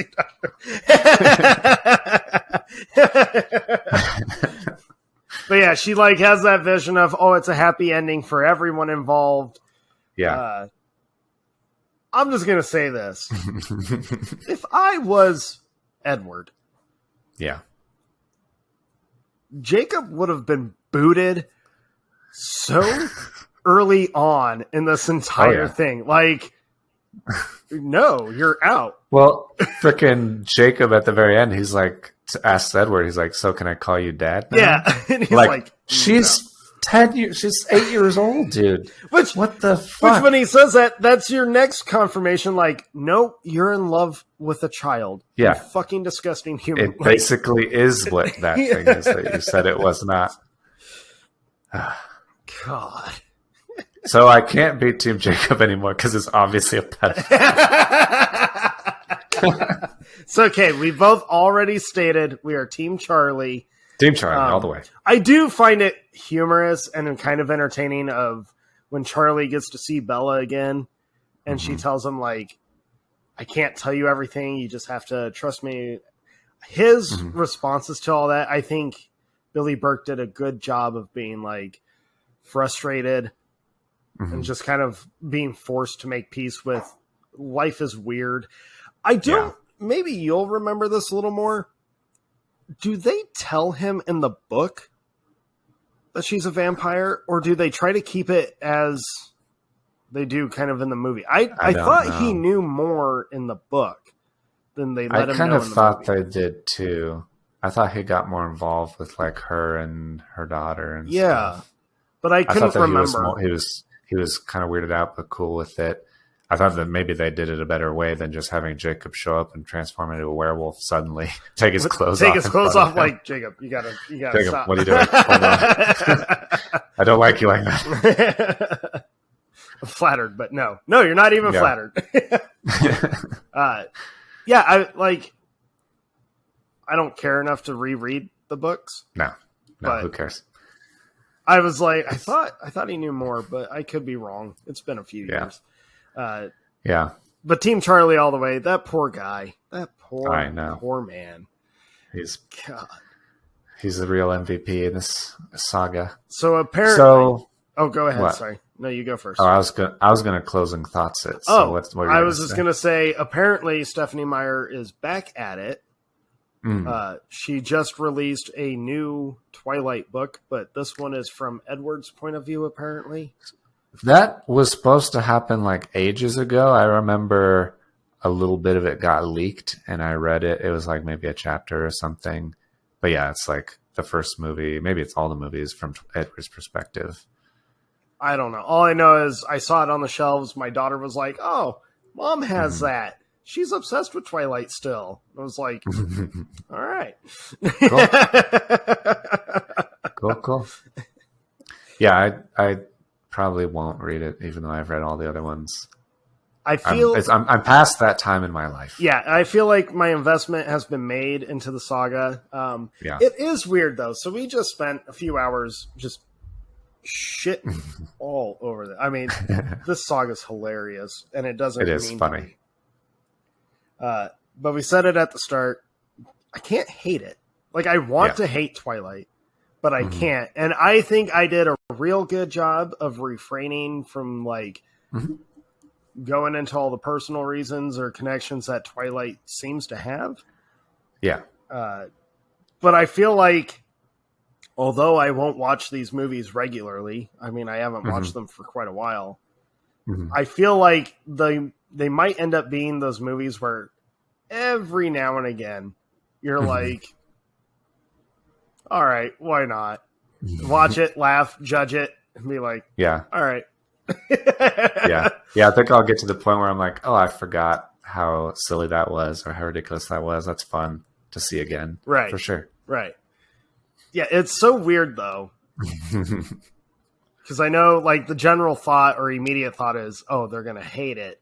And I mean, I'm sure it sounds like we just Yeah. loathe the hell out of this. We weren't kind to it, but it's still fun to do. Yeah. And fun to watch. Rewatch it, man. I was laughing so hard. Mhm. Like, it was fun rewatching these because I was laughing so hard. We both ended up watching the extended versions. Yeah. And I realized I don't remember the first cuts well enough, apparently, to be able to tell what was extended in these. Yeah. I didn't notice really anything either. But I was like, I remember seeing all of this the first time around. So did they just slap extended edition on there just for like boost in sales or whatever? They could. Yeah. Get people to buy it twice or something. Right. Goofy people. People. So that's the Twilight. Twilight Saga. Oh my god. That was a saga of an episode. That 3 was, hours. That's crazy. That was a long one. 5 movies. So that is a lot of movies, and we had a lot to say. So yeah, reach out to us on Facebook and Instagram, and like we mentioned, we're going to be on TikTok, and we're going to have hopefully some Twilight related things on there. Yeah. Yeah, on Instagram, I'll have several hilarious posts, memes, and other things Twilight related this week. Can't wait for that. Yeah, this should be. This was a fun one to prep for. I know when you were like, "Should we do the Twilight movie?" Like, it wasn't even a hesitation on my part. I saw you say that and was like, "Yep, yes, we should." Yeah, not only should we do it, we should do it like as soon as possible. Right. I texted my my daughter's mom and was like, "So Jake and I are going to dive into the Twilight Saga." Her only, oh yeah, I hinted to this like last week. So when I told her we were doing this, she was all, well, now I got to scroll up and find it. Son of a bitch. Where is it? No. Oh, here it is. I was like, so we're doing Twilight. She goes, oh, that's not going to go well. I was like, I think it's going to be pretty funny. She goes, it's going to be brutal. I think we were very fair. I was like, true, but it won't, at least it won't be like mean-ish. Yeah. And she goes, yeah, okay. And that was the last that she mentioned it. I totally understand her hesitation, but I feel like we were not that mean. We were pretty good. I feel like we just stated all the funny things about the franchise. I still can't believe stated the facts. How big of an impact it has made on pop culture. Yeah. I think that is... It did. Obviously, it did something right. Yeah. Yeah, it landed in people's minds and memories and made some people really care about it, made some people not care about it, but they remembered it. So not a flop, not a failure for sure. So comment, message us, tell us how big of assholes we are for laughing at all this stuff. Don't worry. Yeah. You won't upset us. Things won't get very ugly around here. Or if you have any funny Twilight-related stories, feel free to drop them in the comments. If, by any chance, you were in the theater when I got drunk during part 1, and I ruined your movie watching experience, sorry. I was waiting for you to say not sorry, but that's very kind of you. Or if you're in the theater and someone else was drunk in the theater, or if you got drunk, let us know. Yeah. That'd be funny. Yeah. Do it. What are we doing next week? What's our next I don't know. I was about to say I don't think we even have a plan for next week. I don't think we have a plan. We'll have to figure it out. We have a couple of options. We just haven't settled. Yeah. So we'll settle on that and let everyone know in time. Keep an eye on the social media, and we'll let you know if there's something you need to be watching this week. Yep. Other than that, thank you, everybody. Yep. See you next time.